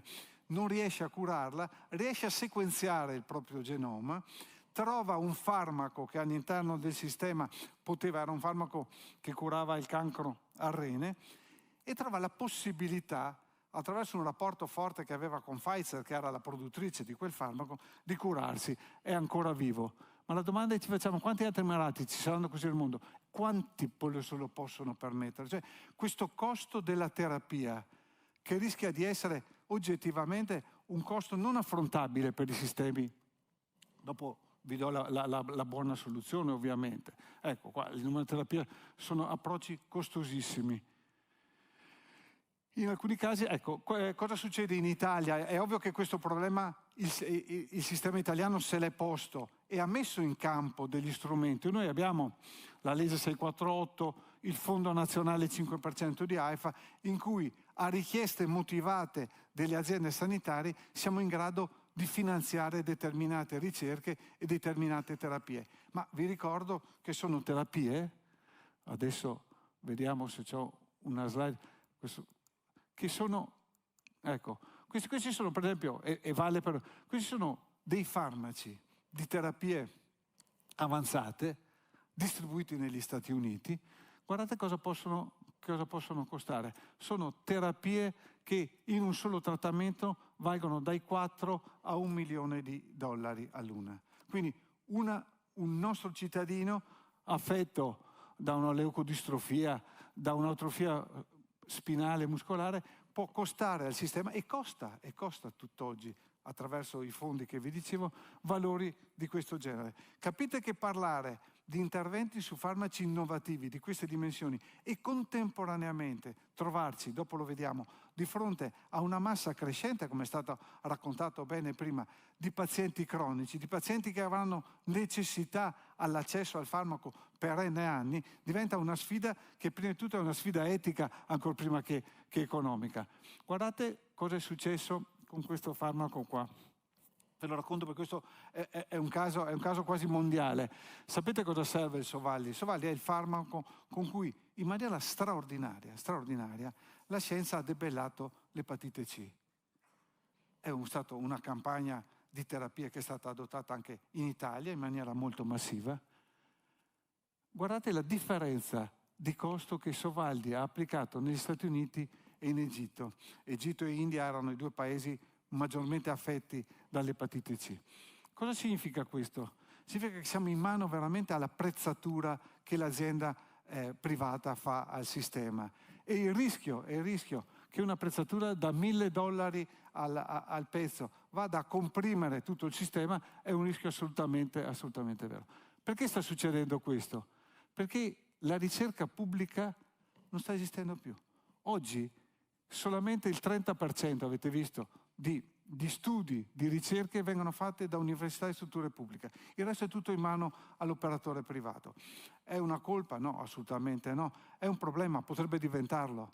Noi dobbiamo trovare la maniera, perché la crescita della spesa farmaceutica, ed è una crescita che può essere anche una crescita che potremmo giudicare buona. Vi faccio un esempio. Il tema oncologico più importante per maschi in Italia, ma solo in Italia, è il carcinoma alla prostata. Oggi ci sono dei farmaci importanti, molto efficaci, che riescono a curare, quantomeno a contenere l'evoluzione di questo tumore. Sono farmaci costosi. La domanda che ci facciamo è perché contemporaneamente al costo di questo farmaco continuiamo, io sono uno di questi colpevoli, a comprare robot per eradicare chirurgicamente la prostata negli ospedali. Allora dobbiamo incominciare a fare anche delle scelte di sistema. È la farmaceutica uno strumento efficace e paradossalmente più universalistico per curare determinate patologie rispetto a tecniche chirurgiche che molto spesso interessano di più però al sistema sanitario nel suo complesso? Ecco, queste scelte, che sono scelte di sistema, che sono il famoso tema, ogni tanto ascoltate i silos, no? C'è il tetto della farmaceutica, il tetto della spesa chirurgica, il tetto dell'assistenza domiciliare. No, noi dobbiamo incominciare a ragionare in una maniera più trasversale, altrimenti a forza di tetti ci cascano in testa e quindi il problema diventa difficile da recuperare. Vi avevo fatto vedere un altro fronte per capire il mondo, dopo andiamo un attimo agli anziani, su cui stiamo lavorando. È un fronte che il Covid ha reso molto più attuale, e che è tutto il tema della vaccinazione. In Italia esiste una legge molto strana, per cui voi sapete che i farmaci, quando vengono approvati a livello europeo, vengono poi portati ad AIFA, che ne negozia il prezzo e ne autorizza l'immissione al commercio. Il vaccino, e questa sarebbe la famosa fascia A, la fascia della rimborsabilità. Cerco di essere più semplice possibile. La fascia C invece è una fascia in cui l'azienda farmaceutica propone l'immissione al commercio del proprio farmaco, ma non ne negozia il prezzo. Dice: io non ho bisogno di essere rimborsabile. L'eccezione qual è? Che i vaccini vanno in fascia C e vengono però comprati dalla pubblica amministrazione, quindi vengono comprati privi di una negoziazione sul prezzo. Questo è un altro problema che il legislatore deve porsi, per capirvi come anche la legislazione della farmaceutica oggi non riesce più a stare al passo con quello che è invece l'esigenza e la pressione del sistema del pubblico. Ecco qua, il LEA, la prevenzione sono un obbligo della pubblica amministrazione, contemporaneamente però non obbliga l'azienda farmaceutica a negoziare, a darci dei prezzi competitivi. Ecco, questo è cosa potremmo fare? Io vi ho detto intanto il tema degli investimenti pubblici in ricerca e sviluppo è anche un tema nel tema, è che l'Europa sta segnando il passo rispetto a quello che sta facendo Cina e quello che stanno facendo gli Stati Uniti. Quindi anche qua rischiare di rimanere indietro rispetto all'evoluzione della ricerca significa pagare più spese e pagarlo a sistemi che non sono i nostri. L'ipotesi che ci stiamo dando è quello di incominciare a dire: ti do dei soldi pubblici, sviluppa questo farmaco, ma dopo, quando vieni a negoziare il prezzo, dammelo a dei prezzi calmierati. Dobbiamo trovare degli strumenti con cui negoziare in maniera forte con le big pharma, con le aziende farmaceutiche. Al limite incominciando a dargli noi dei soldi quando gli sosteniamo la ricerca, ma per essere garantiti dopo che il farmaco rientri nel sistema a prezzi accettabili. Queste sono ipotesi che non abbiamo ancora messo in campo, ma per esempio l'ho scritto qua: il governo cofinanzia lo sviluppo del farmaco e in cambio negozia a prezzi accessibili. È sempre nel ragionamento che vi ho fatto prima: sostenibilità del sistema, perché il rischio che anche col farmaco è trovare una parte di popolazione che se la potrà permettere e una parte di popolazione invece che non potrà accedere con le risorse pubbliche all'utilizzo di farmaci. Diamo anche qualche notizia però buona del nostro sistema. Voi sapete che un altro degli obiettivi che abbiamo, proprio nei confronti anche della popolazione anziana, è quella: è vero che il farmaco, tra virgolette, il farmaco nuovo, costa tanto, però se c'è un imperativo etico di portarlo al più presto al letto del paziente, alla casa del nostro cittadino bisognoso, dobbiamo cercare di accelerare i tempi. La media europea è di 558 giorni. Cosa significa la media europea? Da quando a livello europeo in EMA viene approvato, EMA approva sostanzialmente che il farmaco è sicuro ed efficace. L'azienda poi lo sottopone ad AIFA in Italia perché venga negoziato il prezzo e venga decisa la rimborsabilità o meno. Perché vi faccio questo ragionamento? Perché mi consente, non una polemica, perché io sono un appassionato di autonomia, anche poco, perché dopo il tempo lungo, sapete qual è? È quello delle regioni che devono metterlo nei prontuari. E non si capisce perché un farmaco che viene approvato a livello centrale nel prezzo negoziato debba poi essere oggetto di un ulteriore ragionamento a livello regionale se inserirlo o meno in un prontuario. Sono questi piccoli passaggi di potere che ogni passaggio del nostro sistema italiano vuole avere, perché una rinegoziazione è oggettivamente un altro momento, diciamo, di piccolo potere, e quindi la velocità con cui il farmaco deve arrivare, se è un farmaco efficace, al letto del paziente, è una velocità che noi dobbiamo garantire anche nell'ultima, la chiamano la pipeline, l'ultimo passaggio, che è quello dell'inserimento nel prontuario regionale. L'Italia è seconda solamente alla Germania per approvare farmaci e renderli rimborsabili ai propri cittadini. Questi sono numeri che danno senso di una forte civiltà e di una forte... Quindi spendiamo i soldi e probabilmente abbiamo anche un'attenzione. Ecco, vedete qua il tempo medio, vedete che anche la variabilità dell'Italia è sicuramente una delle migliori. No, perché lo dico perché siamo lunghi, siamo burocratici. No, guardate che in Europa mediamente le situazioni sono anche peggiori. Anche qua abbiamo delle indicazioni molto buone sulla disponibilità dei farmaci autorizzati, e apro adesso una parentesi forte anzi vi ricordo che c'è questo rapporto OSBE del 2023, non lo consiglio a nessuno a leggere perché è un tomo così, però è un lavoro fatto da AIFA a livello nazionale in cui spiega ogni anno come è andato il mercato del farmaco in Italia, i farmaci che sono aumentati, i farmaci che sono diminuiti, dove vengono consumati, come vengono consumati. C'è un capitolo, adesso vado veloce qua su come è composta la spesa farmaceutica, ma c'è un'area, e anche qua perché spendiamo tanto in farmaci? Non perché li negoziamo male. Il prezzo medio del farmaco in Italia è tra i più bassi in Europa. E aggiungo questo, che qualche volta il tema della carenza del farmaco non è una carenza strettamente produttiva, è una carenza opportunistica da parte del produttore che può avere più interesse a vendere il farmaco in Francia piuttosto che a Malta, dove il prezzo negoziato è più alto rispetto a quello italiano. Quindi abbiamo anche il tema di non negoziare eccessivamente a ribasso, perché in certi casi non ha più convenienza neanche l'azienda di venderlo in Italia. Ecco, cosa sono le criticità grosse del sistema dei farmaci in Italia che deriva da questa relazione? Intanto che si consumano più farmaci in maniera diversa a seconda delle regioni. Anche qua non è il solito discorso, il divario nord-sud, ma oggettivamente dei modelli di minore efficienza nella prescrizione e nell'utilizzo del farmaco si ravvisano nelle regioni del sud. Vi do un esempio, quello del farmaco equivalente. Noi se comprassimo di più, pensate che mediamente il farmaco equivalente è il farmaco che viene immesso sul mercato col brevetto scaduto, quindi o sostanzialmente o il brevetto scaduto o un farmaco che non deve pagare i diritti di brevetto e quindi costa sensibilmente meno rispetto all'originator, il brand. C'è una parte di italiani che va in farmacia e vuole sempre il brand, anche se è provato, è spinto da chi lo prescrive che c'è perfetta equivalenza. In Europa si generalizza quasi al 70%, in Italia si fa fatica a arrivare sopra il 50%, nel sud si va tra il 40 e il 44%. Capite che solo questi divari sono soldi che riporteremo in tasca al sistema in maniera anche molto semplice. Il miglioramento della appropriatezza, abbiamo un grosso problema, non vi annoio oggi, sull'uso dell'antibiotico. Gli antibiotici incominciano a non funzionare più.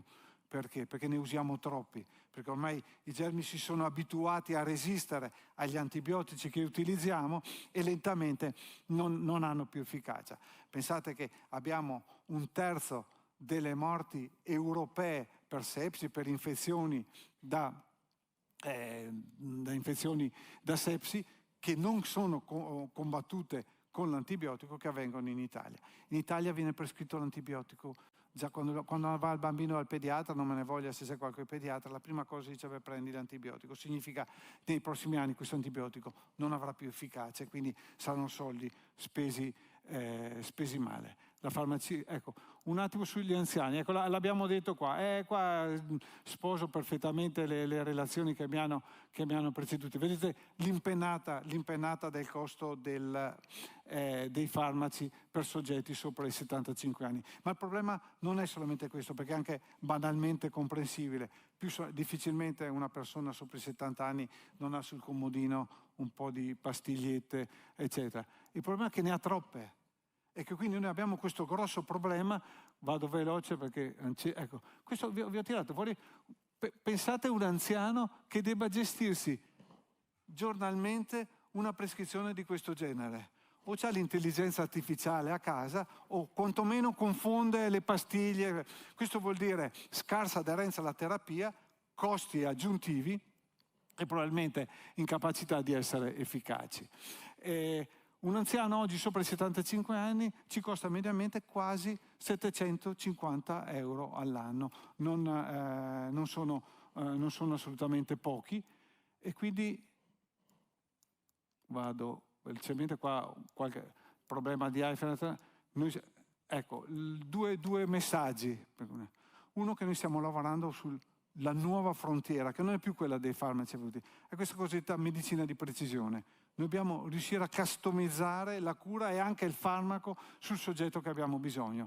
Significa quindi limitare il numero di farmaci, personalizzarli, capire la terapia soggetto per soggetto. L'intelligenza artificiale ci aiuterà a farlo. E poi c'è un'altra frontiera straordinaria che nessuno di noi utilizza a sufficienza.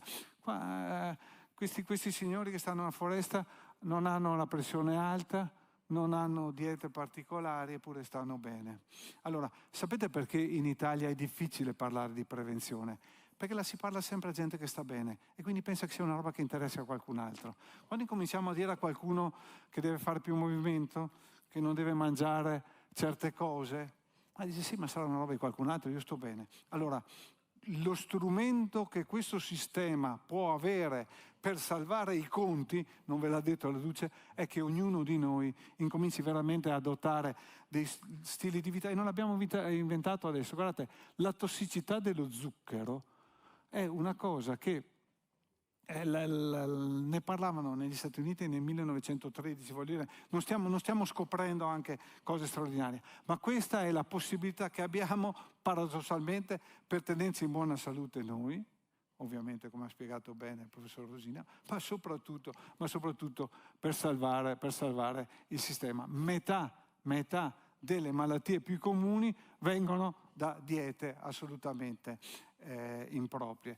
Io avrei finito così, perché dopo qua potete ognuno di voi ragionare sulle proprie colpe, sulla sostenibilità del sistema. Io vi ringrazio per l'attenzione, sono andato un po' velocemente perché il tema diventa anche tecnicamente poco interessante, ma il tema della spesa farmaceutica, dell'innovazione, della sostenibilità del sistema sanitario è come dicevo all'inizio, è la matrice su cui ci giocheremo i futuri anni dei nostri sistemi sanitari nazionali. Grazie. È stato troppo lungo, no? Grazie a Giovanni Pavesi, direttore di AIFA, l'Agenzia per il Farmaco. Intuisco dall'ultima slide che ci hai mostrato che dovremmo andare a vivere nelle foreste, però dai, è complesso. Anch'io ho il comodino con le pastiglie e ti sbaglio ogni tanto. Evocata l'intelligenza artificiale, di intelligenza artificiale parleremo, anzi ne parlerà la collega Elisa Santucci, che già mi raggiunge, insieme con Giampaolo Stoppazzolo, dirigente esperto in sanità digitale, e in collegamento Gabriele Moretti, fondatore di Covision Group. Ciao Elisa, benvenuta. Grazie Luca. Il palco, arrivano anche le sedie, invito anche Giampaolo Stoppazzolo. 2 sedie per voi ci sono. Perfetto. Arrangiatevi. E quindi, non lo so, riusciamo a sederci, dottor Stoppazzolo, perché qui l'artrite... Io sto in piedi perché sono giovane.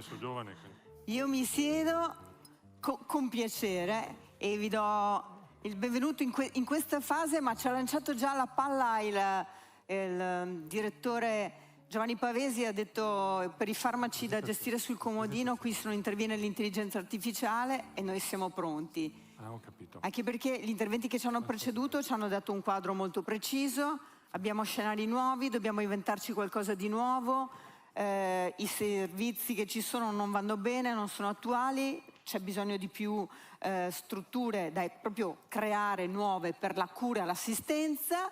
La buona notizia è che qualcuno sta già lavorando da tempo proprio in questo campo. Sì. Bene, buongiorno a tutti, grazie ovviamente a Luca Ancetti, Roberto Volpe, Vincenzo Riboni, Pierluigi Ancillotto. Però voglio fare una battuta perché ci sono interventi troppo seri, no? Quindi adesso ragazzi andiamo a male, perché passiamo dalla Serie A calcistica di Pavesi alla Serie C del Vicenza, però un grande Vicenza. Faccio anch'io, professor Rosina, un dato demografico. Pensate che per ogni singola partita al Menti ci sono più spettatori rispetto a tutte le altre 9 partite del campionato di Serie C, ma non dico altro. Allora, passiamo al mio intervento. Da ieri io ho cambiato status, l'ho capito, perché avendo 66 anni non ho parlato di terza età, non ho parlato di anziani, ma parlo, come ha detto il professor Filippi, di transizione demografica, no? Quindi adesso mi sento in fase di transizione. 4... Sei anche in transizione sul palco. Sì, no, perché faccio fatica a leggerli. Allora, 4 i momenti, mi metto in piedi, scusate, ma faccio fatica. Allora, 4 i momenti del mio intervento sarà un intervento galoppante, perché non ho molto tempo. Un contesto sociodemografico rapidissimo, perché illustri relatori prima di me l'hanno già ben descritto. Dirò 2 cose sull'intelligenza artificiale di cui mi sono interessato in questi ultimi 2 anni e delle cose che ho fatto in questi ultimi 2 anni, dopo il mio pensionamento, dopo 37 anni. Ringrazio Regione Veneto, US 4, 5, 6 e 8, nella quale mi sono formato. Ho finito comunque in un'azienda della Angela Aduce, in Basilicata, quindi ho visto nord e sud, e poi parleremo di una ipotetica piattaforma dei servizi digitali per anziani. questo in qualche modo è stato detto anche ieri. Qui vedete una tabella molto interessante, le varie nazioni, l'aspettativa di vita, in Italia 71 anni, senza malattie e 12 con le malattie. Quindi dopo il Giappone siamo la nazione più longeva. E quella fascia gialla è quella fascia nella quale noi dobbiamo lavorare di più. E questa della fascia della transizione demografica. Dato rapido, 7 milioni di ultra 74 anni, ma non ne parlo nel 23. Più donne, purtroppo per noi maschi, vivono meglio, si nutrono meglio, certamente, e sono più fortunate geneticamente. Tanti anziani soli, quasi 3 milioni di anziani soli, anche io ho 66, vabbè, diciamo sopra 65 anni o con un figlio. Quindi vedete, praticamente 3 milioni soli, si parlava di solitudine, qualcuno prima di me ha parlato di quel termine giapponese, mi pare il presidente Roberto Ciambetti, in cui dice la morte in solitudine, e 2 milioni e 300 con un figlio. Vedete, qualcuno ha parlato anche di fragilità, come la fragilità è aumentata negli anni, no? Quindi la necessità di intervenire dal 2011 al 2021. Un dato, qui siete tutti esperti, assistenza domiciliare integrata, 500.000 di persone in Italia, oltre i 65 anni, e circa 500.000 in Veneto, le chiamiamo residenze assistite, RSA, case di riposo, quello che volete. Cosa può fare l'intelligenza artificiale? Un piccolo chiarimento, perché tutti ne parlano, tutti dicono, ma l'avete mai usata veramente? L'avete provata nei vostri servizi? Ci sono due tipi, quella che si chiama machine learning, cioè che individua dei pattern che dopo tenta di replicare, e questa va bene ad esempio per il supporto diagnostico ai medici, l'ho usata anch'io, personalmente vi farò rapidamente vedere come. E quelle che invece adesso conosciamo tutti con OpenAI e ChatGPT, cioè l'intelligenza generativa, che va a cercare su internet e riesce a creare testi, immagini, video e anche qualcosa vedremo per il sociosanitario. Ovviamente ieri avevamo l'amico Domenico Mantoan, che con Agenas hanno fatto un lavoro poderoso, perché questi due decreti che finalmente dopo 30 anni hanno regolamentato la telemedicina dando delle linee chiare di indirizzo sono stati preparati da Agenas per il Ministero. E su questi bisogna andare nei 4 servizi, quindi il digitale, l'intelligenza artificiale, la telemedicina può aiutare non solo l'anziano ovviamente, ma anche, abbiamo parlato di televisita, teleconsulto, telemonitoraggio, teleassistenza. Questo è quello che ho fatto, sto lavorando nel privato adesso 2 anni, no? Quindi questo è già attivo, questo l'abbiamo venduto ad esempio alle casse mutue, ai servizi di welfare nel privato, ma è fattibile anche per il pubblico. Abbiamo parlato di PNRR, un'app o una web app, la possibilità di chiedere una televisita, un videoconsulto. In teoria la televisita andrebbe fatta per chi ha già fatto una visita fisica, il videoconsulto per chi non si conosce. Una piattaforma di telemedicina e dei device, li vedete, un wearable, c'è uno smart sensor monotraccia che permette di monitorare per 7 giorni in continuo un tracciato elettrocardiografico, quindi pazienti con scompenso, pazienti dimessi all'ospedale, e un multiparametrico che rileva pressione arteriosa, sistolica, diastolica, frequenza respiratoria, temperatura e frequenza cardiaca. Scusami Giampaolo, ecco, tu ci stai mostrando una cosa che sembra una traccia di un film, ma tutto questo c'è già e funziona. C'è già in funzione da 1 anno, io lo sto già usando in una struttura, cioè un servizio privato a livello nazionale da 1 anno, quindi quello che si diceva ieri, che sarà nelle regioni, che ci sarà, però unico vantaggio, nel pubblico io in 6 mesi ho fatto quello che nel privato, scusate. Come diceva che il nel dottor pubblico, Paesi. ma non perché io ho vissuto nel più grande, Vicenza number 1, scherzo, no, numero 1, ma nel più grande pubblico italiano ci vuole più tempo, come diceva Pavesi, le regioni devono decidere. Nel privato in 6 mesi ho fatto tutto questo, assieme ad altri ho fatto tutto questo. E qui vedete, i più vecchi, siamo tutti vecchi, Odissea 2001, no? Cos'è che utilizziamo? Utilizziamo Symptom Checker. Symptom Checker è uno strumento che permette al paziente di parlare dei propri sintomi, gestito completamente dall'intelligenza artificiale. Si chiama Learner, gestisce 9.000 domande, 45.000 sinonimi, 1.800 sintomi, 1.000 patologie. Con il sistema del deep learning cosiddetto, completamente in autonomia, e io mi sono inventato un ranking, perché poi io, nella pratica, metto in confronto la diagnosi che propone l'intelligenza artificiale con quella proposta dal medico. Se è la stessa è 1, 2 e così via. Perché c'è un meccanismo di rinforzo e l'algoritmo impara. C'è una concordanza, direi, del 98%, quindi anche in questo caso è un'intelligenza intelligente. pone delle domande, qui vi faccio solo un esempio, man mano che il paziente risponde va avanti con delle domande, quindi una sindrome vertiginosa come esempio, e quindi in maniera anche molto semplice c'è anche un bot vocale che le dice, se uno fa fatica a capirle, e poi alla fine fa un report in cui c'è il sintomo principale, il grado d'urgenza, l'ipotesi di probabilità scalare di diagnosi, vedete, le risposte affermative e negative, quindi il medico in pochi secondi si trova un'anamnesi che anche in un pronto soccorso farebbe fatica a fare. Ecco, che non lo chiamo referto correttamente, ma un rapporto in cui c'è la parte anagrafica, il sintomo principale, quello che ha visto durante un videoconsulto, perché poi il medico nella stessa piattaforma in televisita interagisce col paziente in tempo reale, la diagnosi codificata con l'ICD-11. Vedete il suggerimento prescrittivo, farmacologico, il nome commerciale, collegamento con Codifa, 15.000 specialità, la specialità, la composizione, la formulazione, la posologia, le indicazioni di indirizzo e un link anche alla descrizione della patologia, questo in 5 lingue, e questo già si fa. Cosa c'entra lo spazio, direte? Come mai lo spazio? Ho avuto la fortuna di monitorare un nostro astronauta che ha partecipato alla missione spaziale nella stazione internazionale quest'anno. Sono andato anche 2 volte a Cape Canaveral e Houston. L'abbiamo monitorato con lo Smart Sensor per più di un milione di battiti e in maniera multiparametrica. Abbiamo fatto dei videoconsulti dalla Terra allo spazio, questo perché? Per valutare l'effetto dell'assenza di gravità orbita a 480 km sulle condizioni cardiovascolari. Perché dico questo? Perché non è molto differente, perché un astronauta dopo 18 giorni nello spazio è come un anziano con insufficienza cardiaca. Ci mette più di 3 mesi per recuperare, 1 anno per recuperare completamente. Quindi lo stesso l'abbiamo applicato ovviamente più facilmente con gli anziani, e questo permette di monitorare in che modo? Vedendo in tempo reale quotidianamente i bioparametri e gli scostamenti dei bioparametri, e questa è una cosa già attiva che nell'anziano, ma non solo, anche nella prevenzione, cioè prima Pavesi, Magné, Manco Sucaro, quindi prevenzione serve molto perché prima del sintomo rileva l'alterazione del bioparametro.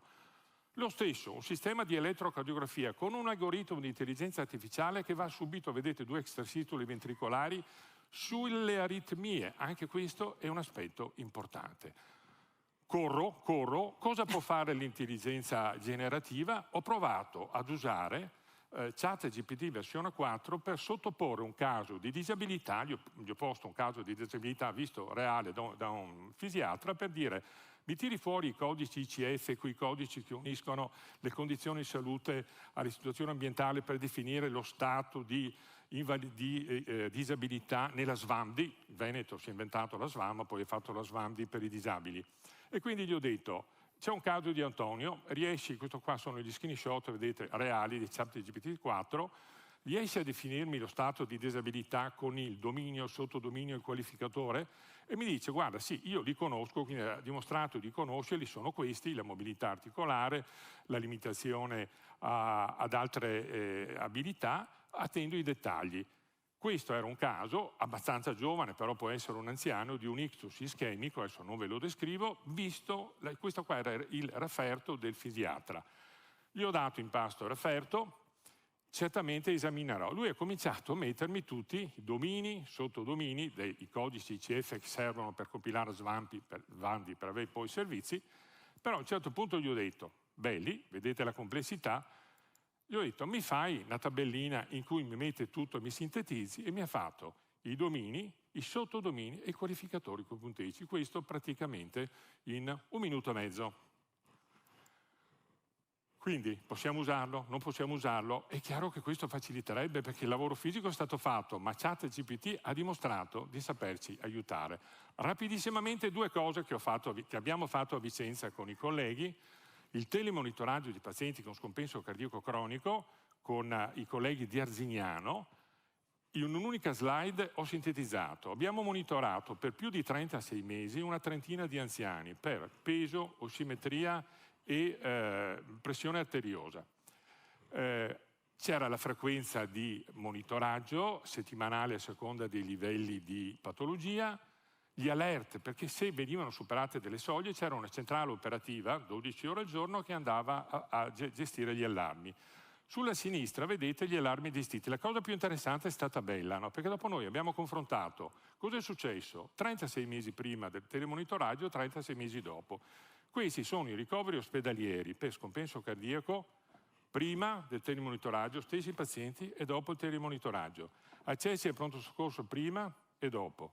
Per tutte le cause, invece non solo per scompenso, ricoveri prima e dopo, accessi al pronto soccorso prima e dopo. Quindi, per non parlare di costi, guardate i costi. Da prima e dopo si sono ridotti a meno di un terzo. Quindi, Giampaolo, questa esperienza ci dice che l'intelligenza artificiale, su cui c'è un grosso dibattito perché sostituisce l'aspetto umano, l'aspetto professionale, no, la risposta è no, può essere di supporto, ma abbiamo anche un ospite in collegamento con cui tu lavori. 2 slide e ho finito. 2 slide, aspetta, mi hanno levato tutto. Cosa è successo? No, avevo 2 slide solo da E far l'intelligenza vedere. artificiale te l'hanno già tolta. No. Riesco a finire o no?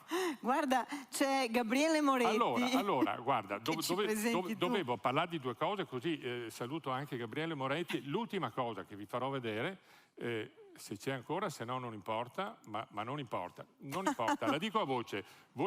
Abbiamo fatto un altro progetto, ringrazio Scanagata che guida Fondazione Sammoto, radiologia mobile digitale. Ricordatevi che forse non lo sanno, qua non so se lo sa neanche l'assessore che non c'è, a Vicenza, nella Russotto, si fanno i raggi in casa di riposo in maniera digitale, senza spostare l'anziano. Ultimi 2 anni, 2000 radiografie fatte agli anziani, più del 50% fatte con il sistema digitale, quindi senza spostarlo. Eccolo qua, un attimino, vedete? SAC, 1977 esami fatti e negli ultimi 2 anni più di 1000 in casa di riposo con un sistema digitale senza spostare. L'avevo già provato nel 2003 ai tempi non prematuri, nel 21 prima di andare via l'ho fatto.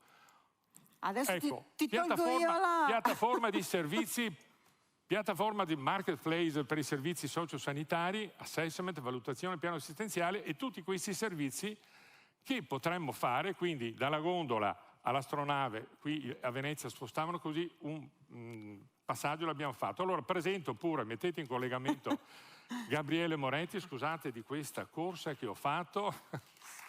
Sì, allora, anche per la tenuta del fiato. Saluto Gabriele Moretti. No, benvenuto Gabriele. Che questo è un giovane, non dico quanti anni, ma è giovanissimo, veramente, un giovane, ma già grande imprenditore con una grande azienda di servizi digitali che forse in queste cose ci crede. Vi ringrazio.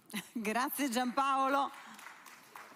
Grazie Gabriele Moretti per questo tempo che è un po' tiranno, ma ci tenevamo ad avere questo contributo perché parti come ingegnere per poi diventi un imprenditore e diventi un imprenditore che guarda proprio dentro a questa tematica e che sta lavorando molto in questo campo. Con che tipo di esperienze? Bene, noi ci occupiamo di customer experience, quindi di quella parte di gestione delle esigenze dei clienti che se gestiti in modo, diciamo, adeguato possono migliorare la vita delle persone e la qualità dell'accesso ai servizi. Però forse è più facile se passo rapidamente a descrivere i servizi che facciamo come azienda, così secondo me inquadrate un po' meglio quali sono gli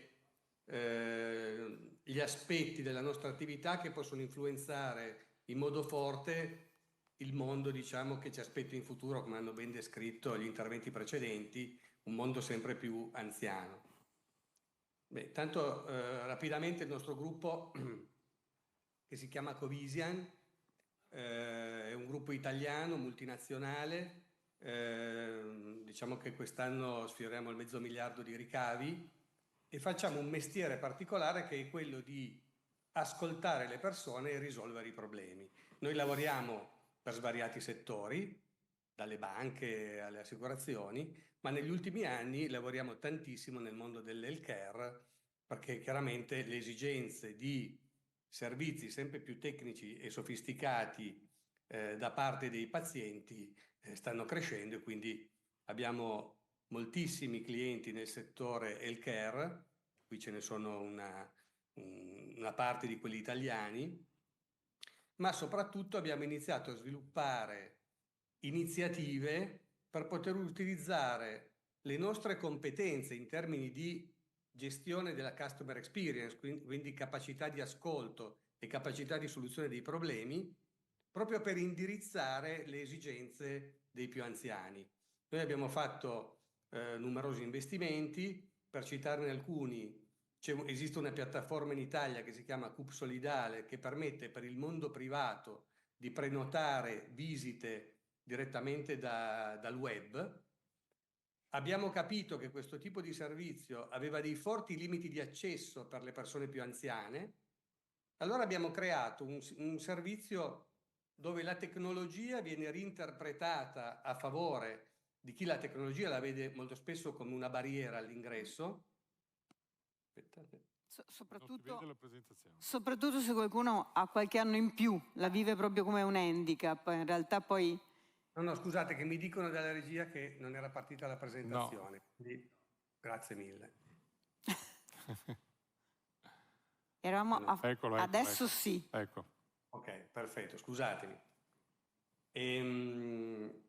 No, dicevamo che quindi abbiamo creato questa piattaforma che si chiama Centralino Sanitario, anche con questo nome un po' forse anni 50, proprio per fare in modo di poter dare accesso agli anziani che hanno più difficoltà di accesso alle tecnologie attraverso una semplice telefonata a dei servizi estremamente sofisticati. Questa è una breve premessa, diciamo, delle nostre attività principali e farei un passaggio invece su un approfondimento tecnologico, cioè di come noi vediamo l'intelligenza artificiale, ma in generale diciamo le nuove tecnologie nell'ambito dell'assistenza alle persone attraverso attività remote. Quindi immaginate che noi abbiamo un'organizzazione che sviluppa 1 milione di contatti al giorno in 46 siti e che coprono 6 geografie a livello mondiale. Quindi la potenzialità di questo strumento è davvero enorme. Quindi cosa dire dell'intelligenza artificiale quando la introduciamo nei processi conversazionali critici? Cosa intendo? Intendo una persona che ha bisogno di assistenza, ma banalmente un anziano che deve fare un bonifico, che ormai non riesce più ad andare in nessuna filiale, perché anche loro ormai hanno tutti i siti web, app e servizi telefonici, dove noi stiamo vedendo che si ricorre molto spesso all'intelligenza artificiale in modo, a nostro parere, inadeguato. Per questo abbiamo sviluppato una nostra filosofia che ci ha guidati anche nello sviluppo di nuove tecnologie che abbiamo brevettato, che stiamo proponendo soprattutto nel mondo dell'healthcare, dove il processo conversazionale è critico per definizione, no? Tanto per cominciare, la tecnologia non è il fine ma un mezzo.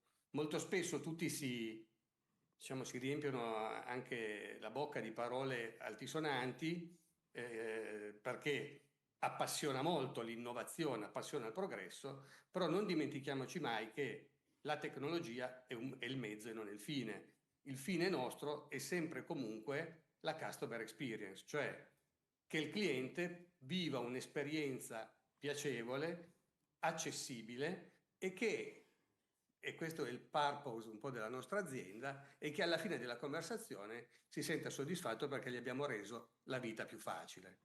Quindi, Gabriele, ti chiedo scusa, purtroppo dobbiamo correre un pochettino, quindi... Allora vado rapidamente. Hai fatto una interessante osservazione sul tema dell'AI che sostituisce le persone o non sostituisce le persone. Secondo noi non sostituisce le persone, ma le aiuta. Inoltre non invece è un mantra che noi portiamo avanti da più di 10 anni, dove ogni tecnologia che viene introdotta permette di migliorare il lavoro delle nostre persone, ma anche del cliente che riceve, che ci chiama, o del paziente che ci chiama. Un aspetto molto interessante è una reinvenzione che noi abbiamo fatto dell'introduzione dell'AI dove sostanzialmente invece di utilizzare l'intelligenza artificiale, come spesso vi accade quando chiamate dei call center o dei contact center, dove vi trovate davanti un bot che vi risponde, e credo che tutti voi abbiate provato questa esperienza e tutti voi vi siate... Traumatica, Esatto. abbastanza. E immaginate un anziano che quindi si trova di fronte a questo muro tecnologico agghiacciante. Noi abbiamo inventato una metodologia e un software che permette sostanzialmente di mettere sempre prima un umano che riceve la chiamata, capisce l'esigenza, rassicura il chiamante ed eventualmente, se diciamo il caso lo permette, passa un assistente virtuale per risolvere diciamo il dettaglio della situazione.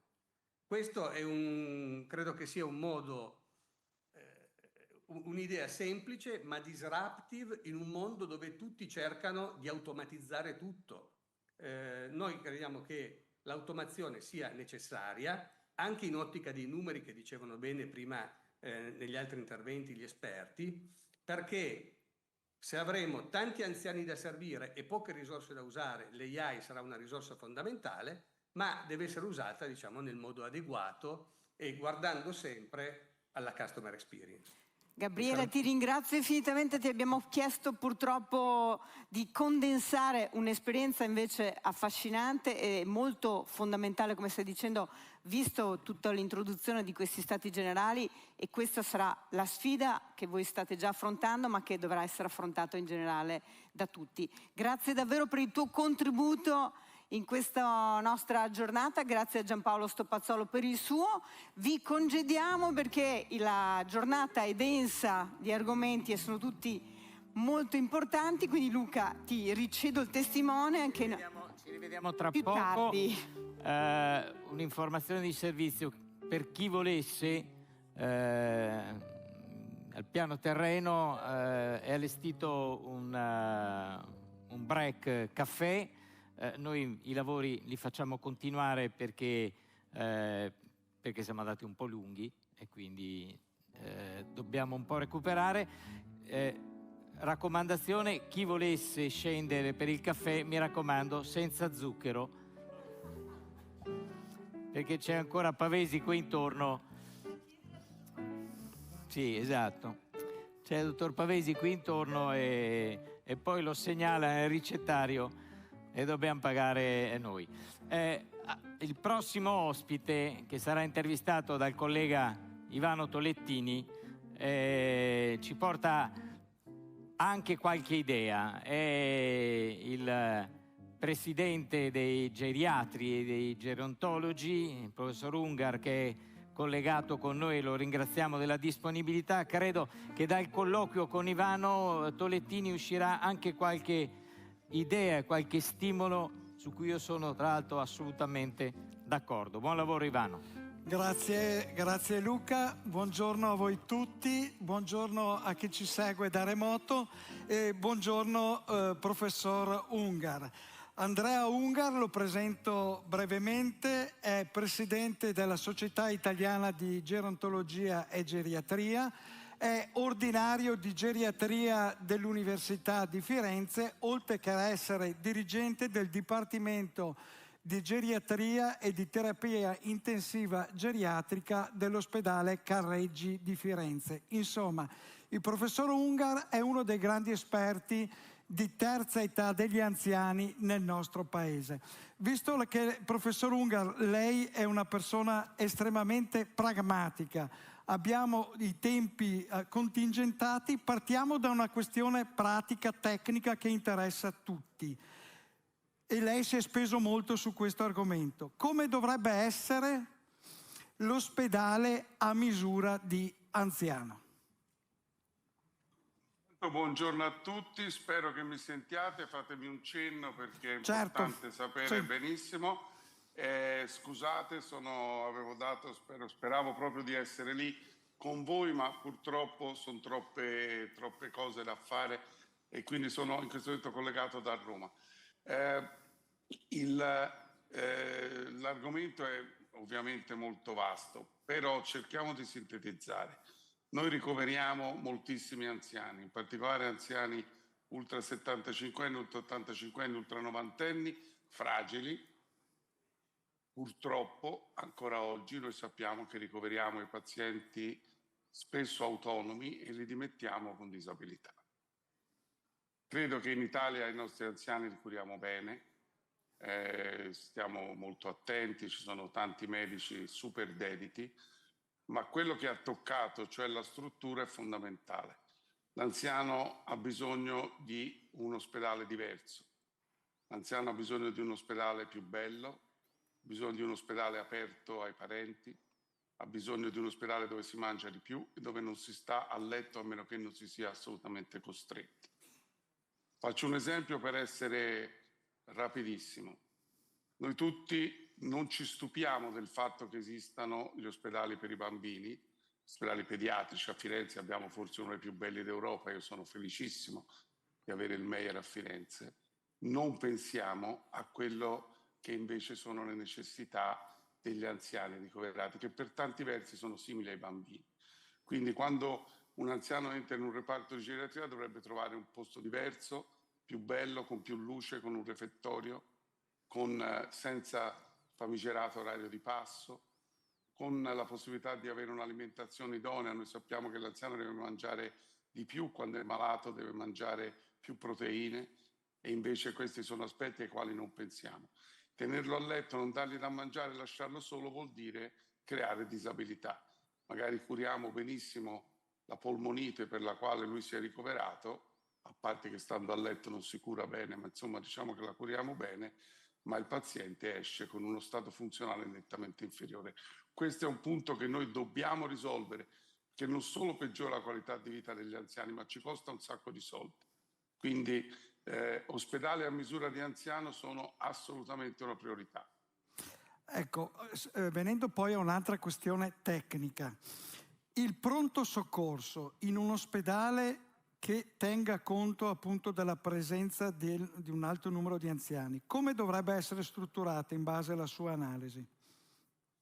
Questo è un altro punto di grandissima rilevanza. Intanto diciamo che da un'indagine anche SIG, SIGOT, insomma dei geriatri, gli anziani che arrivano in pronto soccorso nella grande maggioranza dei casi hanno bisogno del pronto soccorso. C'è un po' l'idea che arrivano in pronto soccorso troppo. In realtà sono i giovani che arrivano troppo in pronto soccorso. L'anziano che arriva in pronto soccorso la maggior parte delle volte sta davvero male. Detto questo, è un punto, è uno snodo chiave. Ogni minuto di pronto soccorso fa male all'anziano. Noi portiamo avanti una politica, purtroppo, che non sta andando da molte parti, di una priorità di accesso dell'anziano al trattamento in pronto soccorso. A parità di codice, un giovane e un anziano, l'anziano dovrebbe essere visto prima. Deve starci il meno possibile e anche qui ha necessità di un ambiente idoneo. Ha bisogno di una persona accanto, se è possibile. Dovremmo avere delle ali di pronto soccorso a loro dedicate, perché, vedete, a 92 anni a rischio di delirium su una barella in mezzo a tutti gli altri da solo non va bene. Certo. Noi non lasceremo mai un bambino da solo in pronto soccorso che piange. Un anziano che delira è esattamente uguale a un bambino che piange. E questo purtroppo non ci smuove le coscienze come dovrebbe. E non costa tanto, non cambia molto. Anzi, costa meno, perché un paziente che che ha un delirium in pronto soccorso perché sta lì ad aspettare, dopo sarà ricoverato molti più giorni, dovrà fare più esami, quindi alla fine ci costa molto di più.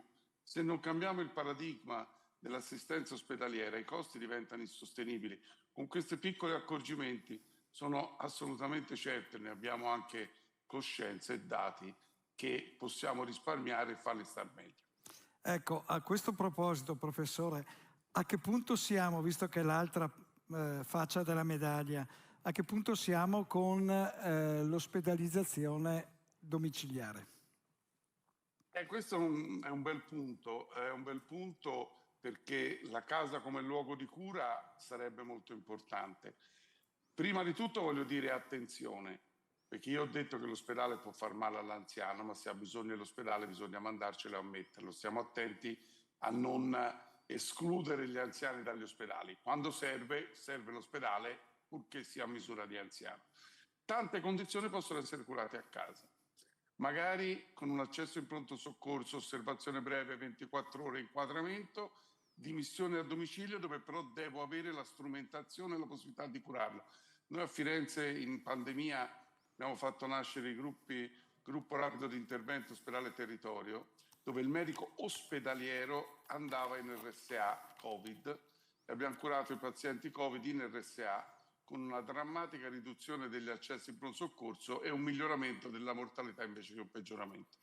Questa esperienza continua, adesso esiste a domicilio, il medico ospedaliero va a domicilio del paziente, c'è una rete di infermieri invece, fisioterapisti, assistenti sociali, tante condizioni si possono curare a casa attivate sia dalla medicina generale che dal DEA che dai reparti. Una polmonite in un paziente di 93 anni che ha solo bisogno di controlli emogas analitici, ecotorace, 2 esami del sangue e gli antibiotici in vena si può fare a casa. Abbiamo oggi la possibilità di portare a domicilio radiografia, ecografia, elettrocardiogramma, esami del sangue, emogas analisi e soprattutto la presenza di un medico che è lo stesso medico che lavora in ospedale, quindi che ha le stesse competenze e che è abituata al trattamento di questi pazienti.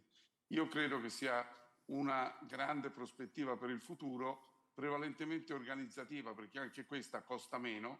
A Firenze, devo dire adesso, con tante difficoltà ci stiamo provando. In Piemonte, per esempio, esiste da 25 anni e nessuno lo sa. Quindi è un concetto che dobbiamo sicuramente implementare nel futuro. Professore, dobbiamo correre. Altro tema che so che le sta particolarmente a cuore. Proprio a Firenze avete scritto una carta contro l'ageismo, cioè i pregiudizi nei confronti degli anziani a livello sanitario.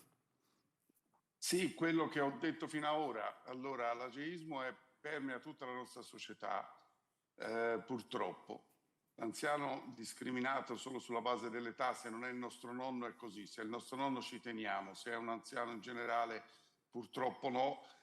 E ho riunito un gruppo di esperti internazionali, la carta la trovate pubblicata su Journal Gerontology e su European Geriatric Medicine a febbraio 23, abbiamo creato un consorzio internazionale contro l'ageismo proprio per combattere questi stigmi e proprio per cercare di includere con un approccio maggiormente empatico, ma per esempio con quello che vi ho detto dei reparti e pronto soccorso, ma la stessa cosa su determinati trattamenti, inclusione nei trial dei nostri anziani.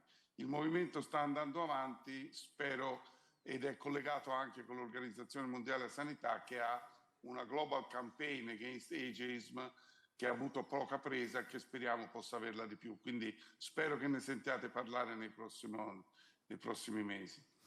Altra questione di cui se ne è parlato anche ieri, oggi è emersa dalla relazione del professor Rosina, ieri dal direttore centrale dell'Istat Gazzelloni, del professor Filippi. L'assistenza sanitaria in Italia è organizzata e centrata soprattutto sul medico di base e il pediatra. Allora, visto che siamo una società che sta galoppando verso tassi di vecchiaia importanti, secondo lei ci sarebbe la necessità anche del geriatra territoriale? Allora, io le rispondo dicendo che c'è bisogno del geriatra, tanto per cominciare. Io sono, soprattutto per gli anziani che hanno bisogno di continuità di cura, il problema ospedale-territorio non dovrebbe esistere. Noi abbiamo un servizio sanitario nazionale che non è quello dell'ospedale e quello del territorio, è uno solo. Dobbiamo semplicemente lavorare tutti insieme con la stessa cartella. L'esempio del Girot che vi ho fatto è particolarmente bello proprio perché il geriatra ospedaliero esce dall'ospedale e va sul territorio. Ma perché dobbiamo dividere?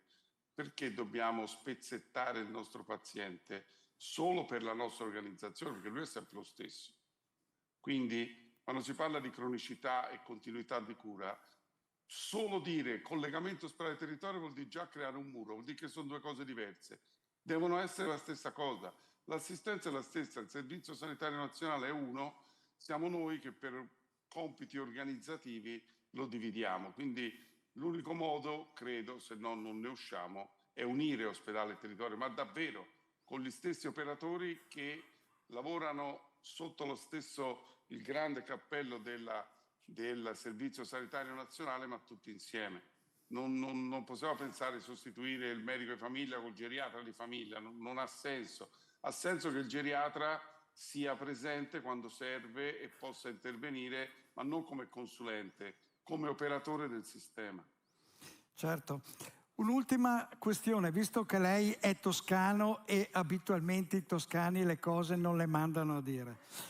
La pandemia ha messo in primo piano il ruolo chiave dei geriatri per la cabina della valutazione dei segni clinici assistenziali degli anziani più fragili.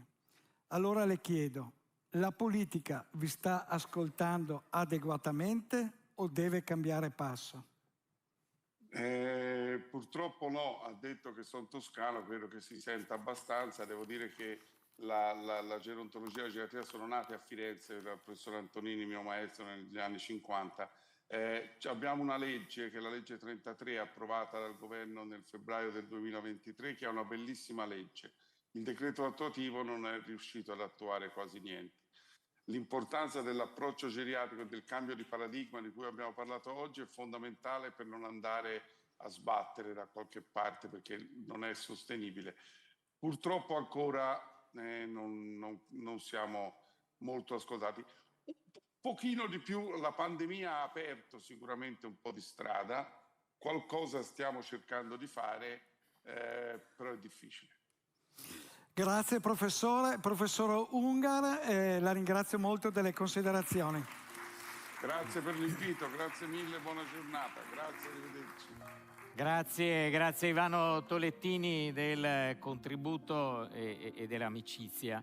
E anche le case farmaceutiche ovviamente hanno convogliato risorse, investimenti sulla ricerca e la produzione di farmaci, ma anche di prodotti che migliorino il benessere delle persone adulte, anziane. Noi abbiamo voluto qui, in questi 2 giorni, portare l'esperienza di un'azienda che conosciamo bene, che è molto vicina ai giovani con il suo presidente, ma molto attenta al mondo della farmaceutica che guarda alla terza età.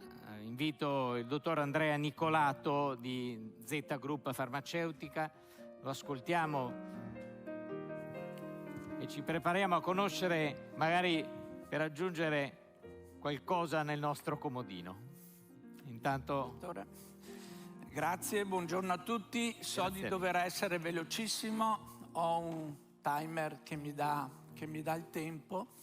Il dottor Pavesi ha introdotto alcuni temi che meriterebbero approfondimento, ha lanciato dei sassi nello stagno. Mi piace pensare però che se la ricerca è un problema, quello che mi voglio sottolineare è che l'industria farmaceutica italiana è leader a livello europeo nella produzione di farmaci per eccellenza e competitività. Almeno questo primato ce lo teniamo stretto e cerchiamo di onorarlo. Io prendo delle parole però che sono state dette per introdurre il tema, perché si è parlato molto di prevenzione, si è parlato di benessere e di stile di vita. E quindi vorrei velocissimamente introdurvi un'attività di studio che noi stiamo conducendo da anni e che porta il tema a parlare del microbiota intestinale nell'anziano e lo sviluppo di prodotti probiotici utili proprio nella prevenzione e nel benessere della persona anziana. Lo dico perché è un tema estremamente attuale. Se ho scaricato con le parole chiave microbiota, microbioma da PubMed le pubblicazioni scientifiche e vedete che se nel 2000 erano 80-100 circa pubblicazioni, siamo arrivati quasi a 30.000 studi scientifici sul microbiota e il microbioma. Quindi un tema molto molto attuale e ritengo, spero alla fine condividiate, pertinente col tema della prevenzione del benessere nella terza età. Dico solo che parliamo di qualcosa tipo miliardi di microrganismi che vivono nel nostro corpo, 10 volte il numero delle cellule del nostro corpo, più di 10.000 diverse specie microbi che albergano nel nostro corpo. Quindi come non tenerne debitamente conto? Infatti, ormai assodato, non mi soffermo perché non c'è il tempo, il microbiota ha un ruolo centrale nello stato di salute della persona anziana, perché le implicazioni sono a diversi livelli. Non li cito, non c'è il tempo, ma evidentemente sotto il profilo della salute il ruolo è strategico. Arriviamo all'anziano. Cosa accade nella persona che invecchia? La persona che invecchia di fatto perde la sua biodiversità, le specie si riducono, vengono meno soprattutto alcune famiglie di microrganismi molto importanti come i bifidobatteri, che sono molto benefici per la salute e il trofismo della mucosa intestinale. Aumenta la percentuale di proteobatteri, fra tutti gli enterobatteri, che sono dei patobionti, quindi a rischio patogenicità, e si ha una riduzione di metaboliti, di fattori importantissimi, uno fra tutti gli acidi grassi a catena corta, quale l'acido butirrico, per citare quello più conosciuto. Quindi è qui che dobbiamo intervenire, è qui che la nostra ricerca, pensando a dei probiotici, deve cercare di aiutare a prevenire le malattie, di dare un contributo per il ripristino di questo equilibrio perso. Vado veloce, è stato parlato giustamente di dieta, di stile di vita, lo zucchero ne è un esempio, ma anche i grassi, e evidentemente l'anziano va incontro a un problema di malnutrizione. E quindi sicuramente sono tutti cofattori. Quello che voglio sottolineare è che la disbiosi, cioè questo disequilibrio, genera uno stato cronico di infiammazione all'intestino, chiamato inflammaging. Questo inflammaging è una causa, è una concausa della fragilità dell'anziano, che sfocia spesso, lo rende suscettibile a esiti avversi quali infezioni, malattie, ricoveri, ospedalizzazioni, e qui sulla destra vedete la gravità delle malattie che possono venire avanti con l'età e con questo stato di infiammazione. Quindi che cosa... come prendersi cura del microbiota? Abbiamo detto dieta, stile di vita, e il compito nostro è di lavorare e studiare per dei probiotici personalizzati. Prima è stato parlato di medicina di precisione, nella mia testa qui siamo a questo livello.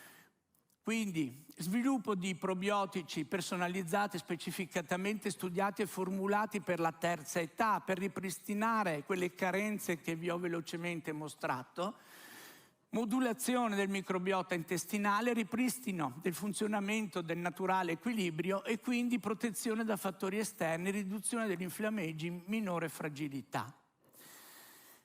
Il progetto ProLife, mi piace dirlo, è figlio di una importante collaborazione con enti e specializzazioni che il territorio veneto, devo dire, offre in maniera significativa più di altre regioni. E solo attraverso queste collaborazioni si possono fare studi, perché ci sono tecnologie molto avanzate di sequenziamento del DNA, studi di bioinformatica, e solo attraverso queste competenze si possono portare a casa risultati. Cito fra tutti l'Università degli Studi di Padova con la gastroenterologia, il professor Savarino e il suo team, che molto fa in questo campo, e molti spin-off universitari, Microbiome, Eubiome, BMR Genomics, che sono specializzati in bioinformatica e in studio di sequenziamento del DNA e caratterizzazione dei ceppi microbici. Abbiamo poi Veneto Agricoltura, che è un partner importante, è un ente di ricerca nazionale, trasversale in diversi ambiti, ma che ha una fortissima competenza nell'ambito microbiologico. ATI invece è uno spin-off dell'Università di Piacenza, fondato dal professor Morelli. Corro perché devo. Questo è il percorso quando abbiamo affrontato il problema di personalizzare un probiotico per gli anziani, ci siamo posti l'obiettivo di come arrivare a dare un prodotto che in questo caso non si tratta di un farmaco, ma si tratta di un integratore alimentare, e questo genera un po' di confusione sul mercato, evidentemente, perché abbiamo farmaci, abbiamo integratori probiotici. In ogni caso il nostro approccio è farmaceutico, anche perché noi produciamo sia come farmaci che come integratori probiotici, quindi conosciamo entrambe le realtà. Scelta di ceppi molto ben studiati, sicuri. Si parlava prima di antibiotico resistenza. Attenzione che quando noi somministriamo ceppi batterici dobbiamo sempre garantire che non ci sia antibiotico resistenza trasmissibile geneticamente, perché stiamo fornendo miliardi e miliardi di microrganismi vivi al nostro intestino. L'industrializzazione, che vuol dire garantire la stabilità del prodotto. Qui sul mercato purtroppo non c'è una attenzione alla qualità e alla stabilità, dicasi quindi vitalità ed efficacia del prodotto. Parliamo di prodotti biologici, di microrganismi vivi, li vogliamo conservare a temperatura ambiente, vogliamo avere una validità di 24 mesi. Ecco, attenzione, perché in quest'ambito, se ho un approccio farmaceutico, posso arrivare ad avere un buon prodotto, altrimenti molto spesso la stabilità viene penalizzata. Un'indagine fatta nel 2020 su prodotti del mercato purtroppo hanno mostrato che circa il 70% dei prodotti non erano conformi all'etichettatura in termini qualitativi e quantitativi. Quindi se parliamo di efficacia e di qualità, indubbiamente bisogna prestare attenzione. E poi si passa agli studi in vitro, studi in vivo. Il profilo metabolico è il preambolo per lo studio clinico, perché attraverso lo studio dei metaboliti e dell'interazione che i microrganismi hanno tra di loro e anche con la microflora intestinale, possiamo anche valutare le sinergie, il cross-feeding che esiste tra batteri. Io produco un metabolita, tu lo utilizzi per produrre un altro metabolita, quindi una sinergia di potenziamento. Questo studio va fatto perché è, come dire, il preambolo dell'efficacia del prodotto. Arriviamo poi agli studi, vado direttamente alle ultime slide perché vedo che il tempo è trascorso. Quindi il profilo metabolico, guardate quante vie metaboliche. Qui abbiamo preso in esame un prodotto multiceppo, erano 4 ceppi, 2 bifidobatteri, un Bacillus coagulans e un Lactobacillus rhamnosus, e abbiamo studiato il profilo metabolico, tutte le vie metaboliche di questi microrganismi. Ne abbiamo isolate più di 300 e sono via metaboliche importanti. La riduzione di zuccheri e molecole complesse, la biosintesi di vitamine del gruppo B, la vitamina K, e anche la produzione appunto di acidi grassi a catena corta, che sappiamo avere un ruolo essenziale nel contenimento dell'infiammazione, nella protezione della barriera della mucosa intestinale e anche nella stimolazione del sistema immunitario. Si arriva alla fine a studi di colonizzazione in vivo.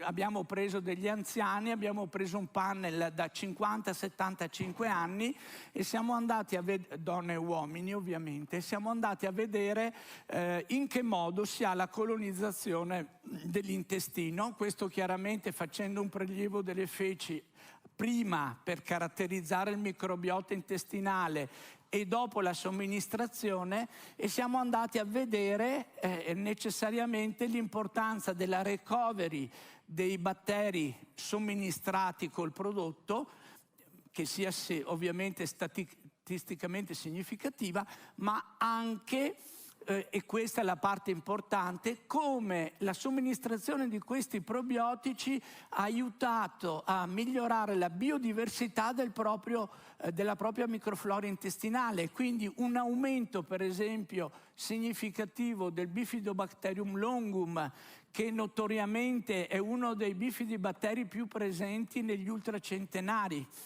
proprio il longum, e qui abbiamo visto una recovery. Come altrettanto importante questo partecipante che aveva una chiara disbiosi per una presenza massiccia di enterobatteri, Escherichia coli e Shigella. Ecco, vedete che al T1 si riduce, ma poi si mantiene, si riequilibra con un aumento della biodiversità, che sono i diversi colori che vedete, ogni colore rappresenta una specie.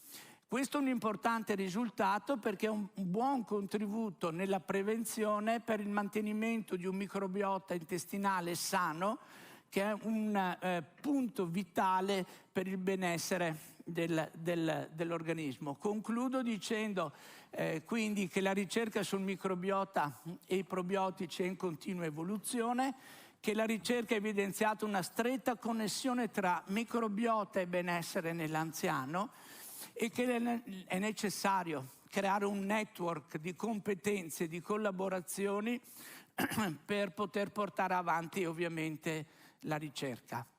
Sono stato quasi nei tempi, grazie per il...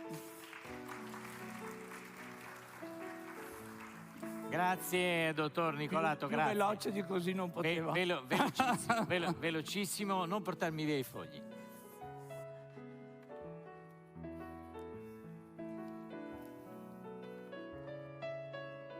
Perché devono arrivare le sedie. Questo di Diego Bassignana è l'inno al microbiota, giusto? Esatto. Heal the World è la canzone di Michael Jackson, quale migliore?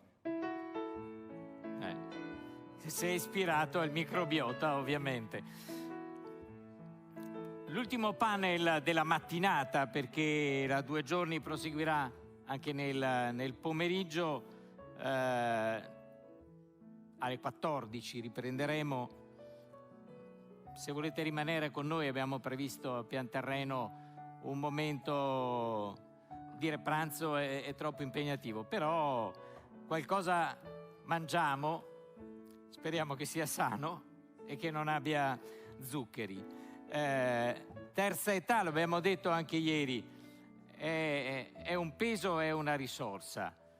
È una risorsa, ci mancherebbe altro, e porta in grembo questa risorsa l'energia dell'esperienza, che è patrimonio solo di chi ha raggiunto una certa età, e l'esperienza va utilizzata, perché sprecarla è la dimostrazione di poco buonsenso, di ignoranza. Di questo parlerà e ritorna Elisa Santucci con il presidente regionale di ANAP, pensionati dei artigiani Severino Pellizzari, e il presidente nazionale di ANLA Edoardo Patriarca, che invito. Ciao Elisa. Grazie Luca. Ti lascio Luca. questi 2 giovanotti, tutti per te. No, guarda che averne di giovanotti così. Come no, e come no.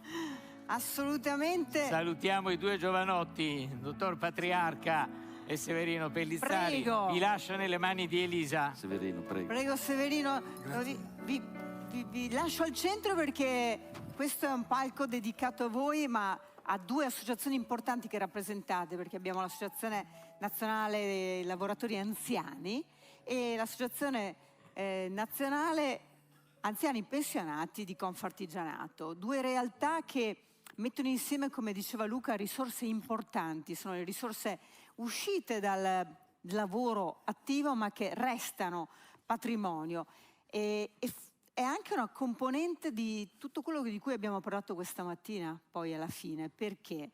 Perché bisogna stare bene, c'è il macrobiota che ci aiuta, via lo zucchero, l'intelligenza artificiale può fornire dei servizi di grande supporto, la spesa sanitaria, la ricerca farmacologica, i farmaci, ma c'è anche un aspetto di sentirsi ancora parte della società, parte attiva, e di dare questo contributo. partendo da un problema, parto da Severino, un problema, una criticità che in Veneto abbiamo toccato con mano forte, ma un po' in tutte le regioni ad alto tessuto imprenditoriale, che è quello del passaggio generazionale dentro le imprese, dentro le aziende e dentro anche Confartigianato. È un tema che avete affrontato spesso. Sicuramente. Prima però dovrei ringraziare chi ha voluto questo evento. Finalmente si parla anche di un evento importante e anche del futuro, perché noi abbiamo un futuro, viva Dio. Grazie a chi ha voluto questo evento, perché è un evento interessante. È giusto dare merito a chi ha voluto. Doveva essere fatto forse qualche anno fa, comunque ci accontentiamo così. Grazie di nuovo. Va bene. Per quello che riguarda, io rappresento naturalmente l'impresa artigiana e questo non crea grandi problemi per quello che riguarda l'occupazione, nel senso che noi lavoriamo anche oltre la pensione. E voi non smettete mai di lavorare, l'artigiano resta artigiano. Noi praticamente continueremo a essere anche, oltre che lavoratori, anche contribuiamo alle risorse economiche dello Stato. Io devo rappresentare, per tutto, essendo una associazione di pensionati, quasi quasi mi lamento che i miei associati non smettono mai di lavorare. Però diventa un problema economico. Perché? Perché l'impresa io la concepisco come una produzione del reddito del nostro paese. L'impresa artigiana e non deve essere considerata come un patrimonio della collettività, della nostra società. E quando un'impresa, perché il fondatore decide di continuare oltre una certa fascia d'età, crea un problema sull'associazione dell'impresa.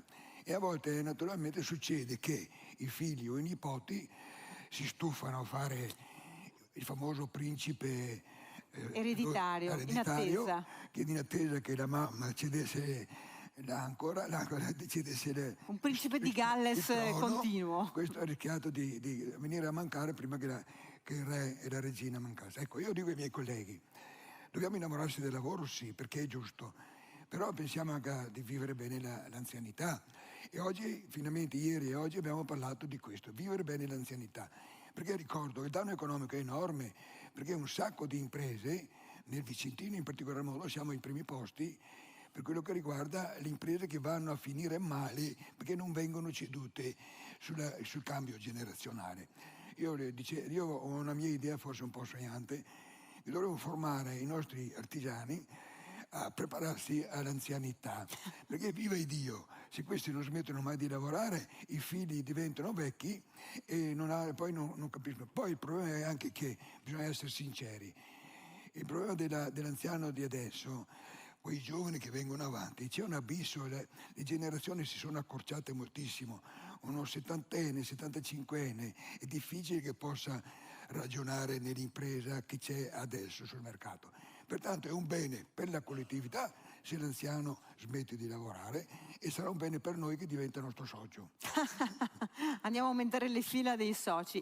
Preparare gli lavoratori titolari di impresa, comunque un lavoratore che si avvicina all'età pensionabile, all'anzianità. È un po' quello che cercate di fare in seno ad Alna, forse, Edoardo, patriarca? Sì. È un'idea che È un'idea che coltiviamo perché è un'associazione ALLA che è nata dai gruppi aziendali. Poi molte aziende, parliamo di 70 anni fa, 75 anni fa, quindi molte aziende poi non ci sono più, quindi c'è anche un percorso di evoluzione che dobbiamo in qualche modo anche accompagnare, perché le aziende sono diverse. Direi che a noi interessa molto, lo dicevo quando ci siamo telefonati, intanto la difesa dell'anzianità come una grande opportunità, come un valore per il Paese. Io rifugo ogni volta nei dibattiti, quando ci parlano dell'anzianità come della non autosufficienza, ci mancherebbe altro, dei problemi sanitari come anche oggi molto interessante. Non è solo Ma però quello. ecco, l'anzianità non è solo quello, ci sono quasi... Alessandro Rosina forse è più bravo di me in questo, credo ci siano 14 o 15 milioni di oltre 65 anni e non ancora ottantenni che possono dare tantissimo al Paese. Quindi un po', se vuole, rovesciare la narrazione dell'anzianità come un problema per il Paese, un po', no? Invece dire no, l'anzianità è un fatto che... È un valore aggiunto. Ed è un valore fatto di un patrimonio di competenze, di soft skill, come si dice oggi, no? Che non le impari, dico sempre ai ragazzi, alla Bocconi, sono le cose che quando sei in impresa, lavorare insieme, la pazienza, lavorare per obiettivi, lavorare in gruppo, tutte cose che impari nel tempo. E questo patrimonio noi credo che debba essere in qualche modo preservato e passato nelle aziende ai giovani che entrano nell'impresa. E quindi, come dirle, aziende che abbiano a cuore questo percorso intergenerazionale, a noi sta molto a cuore, cioè giovani e anziani. Più che il passaggio, proprio un percorso che serva da... Dove un po' anche le aziende sono chiamate anche loro a farsi carico di questa stagione della longevità. Non soltanto la sanità e le strutture competenti. Credo che sia un movimento che vada accompagnato anche nel civile, nell'associazione e nel fare impresa. E quindi vuol dire gestire questo passaggio, non se ne parla tanto, io provo ogni tanto a parlarne, verso il pensionamento che abbia percorsi, come dire, dolci, di avvicinamento alla pensione, in cui tu fai un percorso di passaggio delle competenze e in qualche modo ti prepari al passaggio nell'attività forse magari di volontariato, di cittadinanza attiva, di impegno civile, di impegno culturale. Ecco, sono temi che a noi stanno molto a cuore, quindi laddove ci sono aziende che fanno welfare aziendale, volontariato di impresa, ce ne sono tante, quindi dove c'è questo tema della intergenerazionalità, noi per quello che possiamo cerchiamo di esserci, cerchiamo in qualche modo di accompagnarli, anche di dire che il gruppo aziendale, che forse appartiene a un'altra stagione, potrebbe essere rifondato, un luogo rivisitato, nel quale questo che non è sindacato neanche un'organizzazione datoriale, noi siamo un'associazione di terzo settore, può essere il luogo nel quale queste cose avvengono anche dentro l'impresa, non soltanto nel civile. Quindi preparare a vivere una nuova stagione deve essere un cambio culturale non solo per la società, come dire, esterna, ma soprattutto per chi la vive, anche perché rischia altrimenti di diventare un passaggio che spegne o ti coglie impreparato o che ti pone in una società in una dimensione in cui non stai bene. Una delle parole ricorrenti di questa mattina, oltre a qualità della vita, era anche benessere, stare bene. Certo. Quindi una stagione della vita, che dire anziani sembra una parola brutta, non lo è. Io a me dico diversamente giovani, in realtà ormai siamo tutti, cominciamo a entrare, eccetto una popolazione veramente molto giovane, in questa fascia di contenitore molto grande. Gli over 80 hanno un'altra stagione, invece abbiamo una stagione della vita che può essere attiva, fattiva, molto produttiva e dare un contributo molto forte alla comunità e procurare benessere anche alla persona stessa.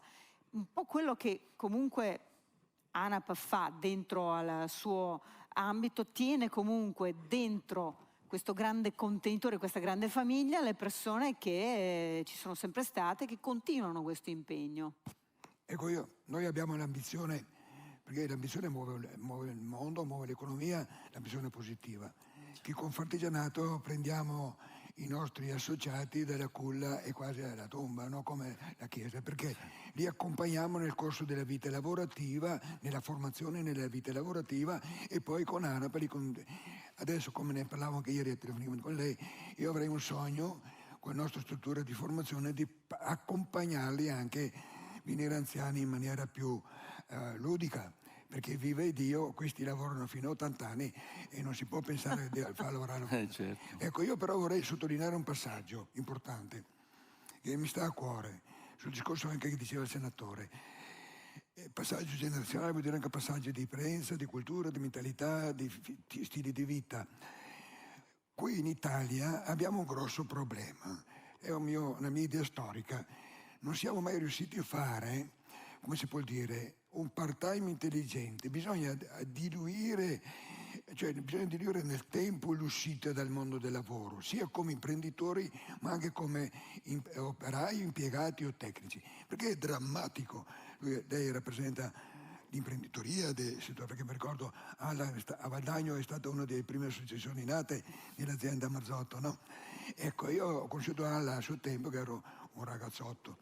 Ecco, bisogna immaginare il modo di lavorare, il passaggio del mondo del lavoro a quelli che entrano nel mondo del lavoro anche gestito in maniera meno traumatica, perché io ho conosciuto persone che da sera a mattina, se non erano persone importanti in un'azienda, e poi il giorno dopo erano nessuno. Dopo 2 anni, comuni dopo cittadini. 2 mesi sono andati in depressione perché nessuno li vedeva. Ecco, bisogna fare un passaggio generazionale d'impresa, però anche un passaggio generazionale alle imprese, ai dipendenti, ai lavoratori, ai tecnici, e questo è un compito del sindacato dei lavoratori, perché un dipendente che fa anche il part-time costa troppo rispetto a quello che si potrebbe fare. Se uno, come in America, uno che fa il part-time, naturalmente deve costare il 50%. Qui da noi un part-time guadagna quasi quanto uno che è a tempo pieno, e sicché nessuno corre part-time. Dopo, avendo anche un basso numero di percentuale delle donne che lavorano, forse anche una modifica del sistema del lavoro sarebbe meglio per poter portare le donne a lavorare, perché credo che siamo l'Italia uno dei paesi più bassi dal punto di vista occupazionale femminile. Ecco, bisogna anche chi ha il compito di gestire i lavoratori, i tecnici impiegati, perché ormai i lavoratori ce ne sono gran pochi, sono tutti dei tecnici nel mondo.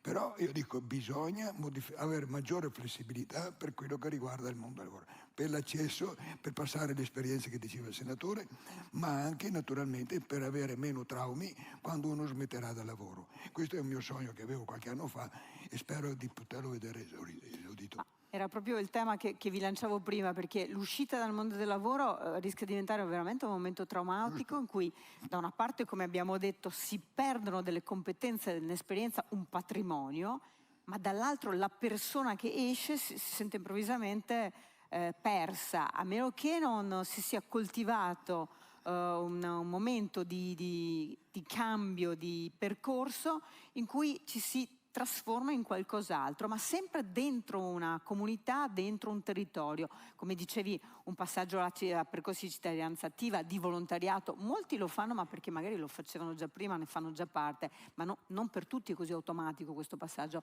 Ma le aziende sono pronte a questo passaggio? Non tante, perché forse non si è Lo ancora compreso fino in fondo che anche questo mondo, io non sono un imprenditore, quindi non oso avventurarmi a fare io, dire, no, certo.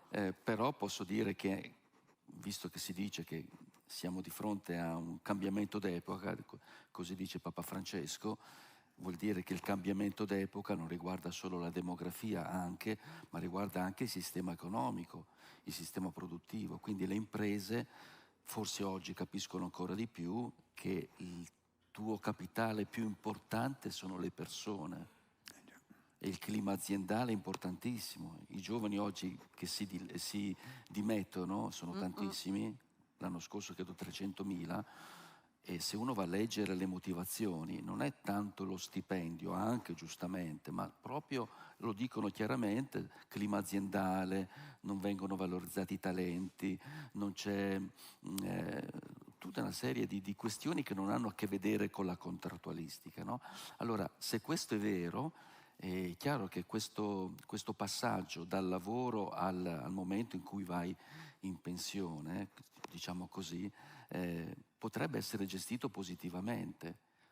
Nel 2012 al CNEL, ero consigliere al CNEL, era l'anno, credo, europeo dell'invecchiamento attivo, venne, non posso dire la ditta, l'azienda, perché purtroppo è un'azienda dell'automotive, quindi che adesso mi pare che abbia grandi problemi con i tedeschi, e ci spiegò, però parliamo davvero del 2012, di questo percorso sostenuto dall'azienda, dolce negli ultimi anni, dalla fine del lavoro nel civile, e quindi l'azienda sosteneva dei part-time regolati, molto, molto concertati con le organizzazioni di volontariato, quindi cose molto fatte bene, in cui tu facevi una giornata, mezza giornata, era più o meno strutturato così, di lavoro, in cui ti preoccupavi, conferivi le competenze, insomma, no? curavi le giovani generazioni, ma nel frattempo facevi attività di volontariato con una struttura molto governata, molto monitorata, che così in quei 2 anni tu stavi offrendo, come dire, le competenze, tutte queste cose ai giovani, e nel frattempo preparavi una nuova esperienza di cittadinanza attiva, di impegno civile, insomma. E su questo il campo è immenso, io lo dico sempre, insomma, no? È un campo immenso, se parliamo di cultura, di prendersi cura, di turismo sociale, di nonnità, insomma, no? Alla ha consegnato per la prima volta, abbiamo elaborato un rapporto sui nonni, l'abbiamo consegnato in anteprima a Papa Francesco, ma non per dire mitizzare i nonni, ma per dire che in quella relazione ci fosse, come dire, io l'ho chiamato uno scrigno di rapporto tra le generazioni, quindi, come dire, questo è il futuro che ci attende, no? Di una relazione tra le generazioni anziane, quelle che sono venute prima, dico sempre io, e i bambini e le bambine, e quindi usando molto questa immagine dei nonni, insomma, attorno a quell'esperienza credo che si potrebbe ripensare il paese un pochino. Qui torniamo a un modello nuovo da costruire, lo diceva il professor Rosina, siamo di fronte a uno scenario che non c'è mai stato, siamo un paese che aveva avuto uno sviluppo demografico, sociale, economico che non esiste più e che si è completamente ribaltato, ma che non abbiamo mai visto. Quindi sono tutti modelli che dobbiamo costruire insieme, ognuno con il proprio contributo, la propria parte, e questa sarà sicuramente la sfida che ci attende. Io vi ringrazio per questo contributo piccolo ma significativo, come sempre il tempo è tiranno quando si parla di cose molto importanti, ma grazie a Severino Pellizzari, grazie a Edoardo Patriarca. Luca, pronto a congedare, fermi qui. Edoardo, non ci scappare perché Luca ha un pensiero per ringraziarvi del vostro contributo, peraltro che prosegue nella quotidianità entrambi. 2 pezzi da 90 qui non solo anagrafici, ma siamo tutti ormai diversamente giovani. Vi invitiamo a condividere con noi un break salutare, mangiamo assieme. Ci aspettano a pian terreno. C'è anche macrobiota? E anche se no non vengo. Ci rivediamo alle 14, parleremo di carenza di personale, di infermieri, di medici, di operatori sanitari. Successivamente ci porterà l'esperienza della Lombardia e concluderemo il pomeriggio con un interrogativo.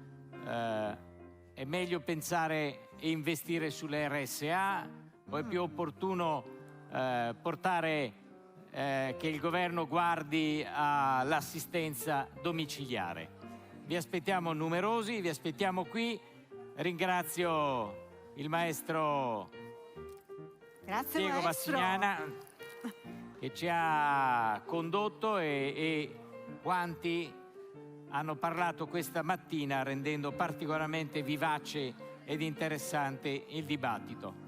Ci rivediamo alle 14, grazie Elisa. Grazie Luca, grazie maestro per il blu dipinto di blu. Volare. Grazie.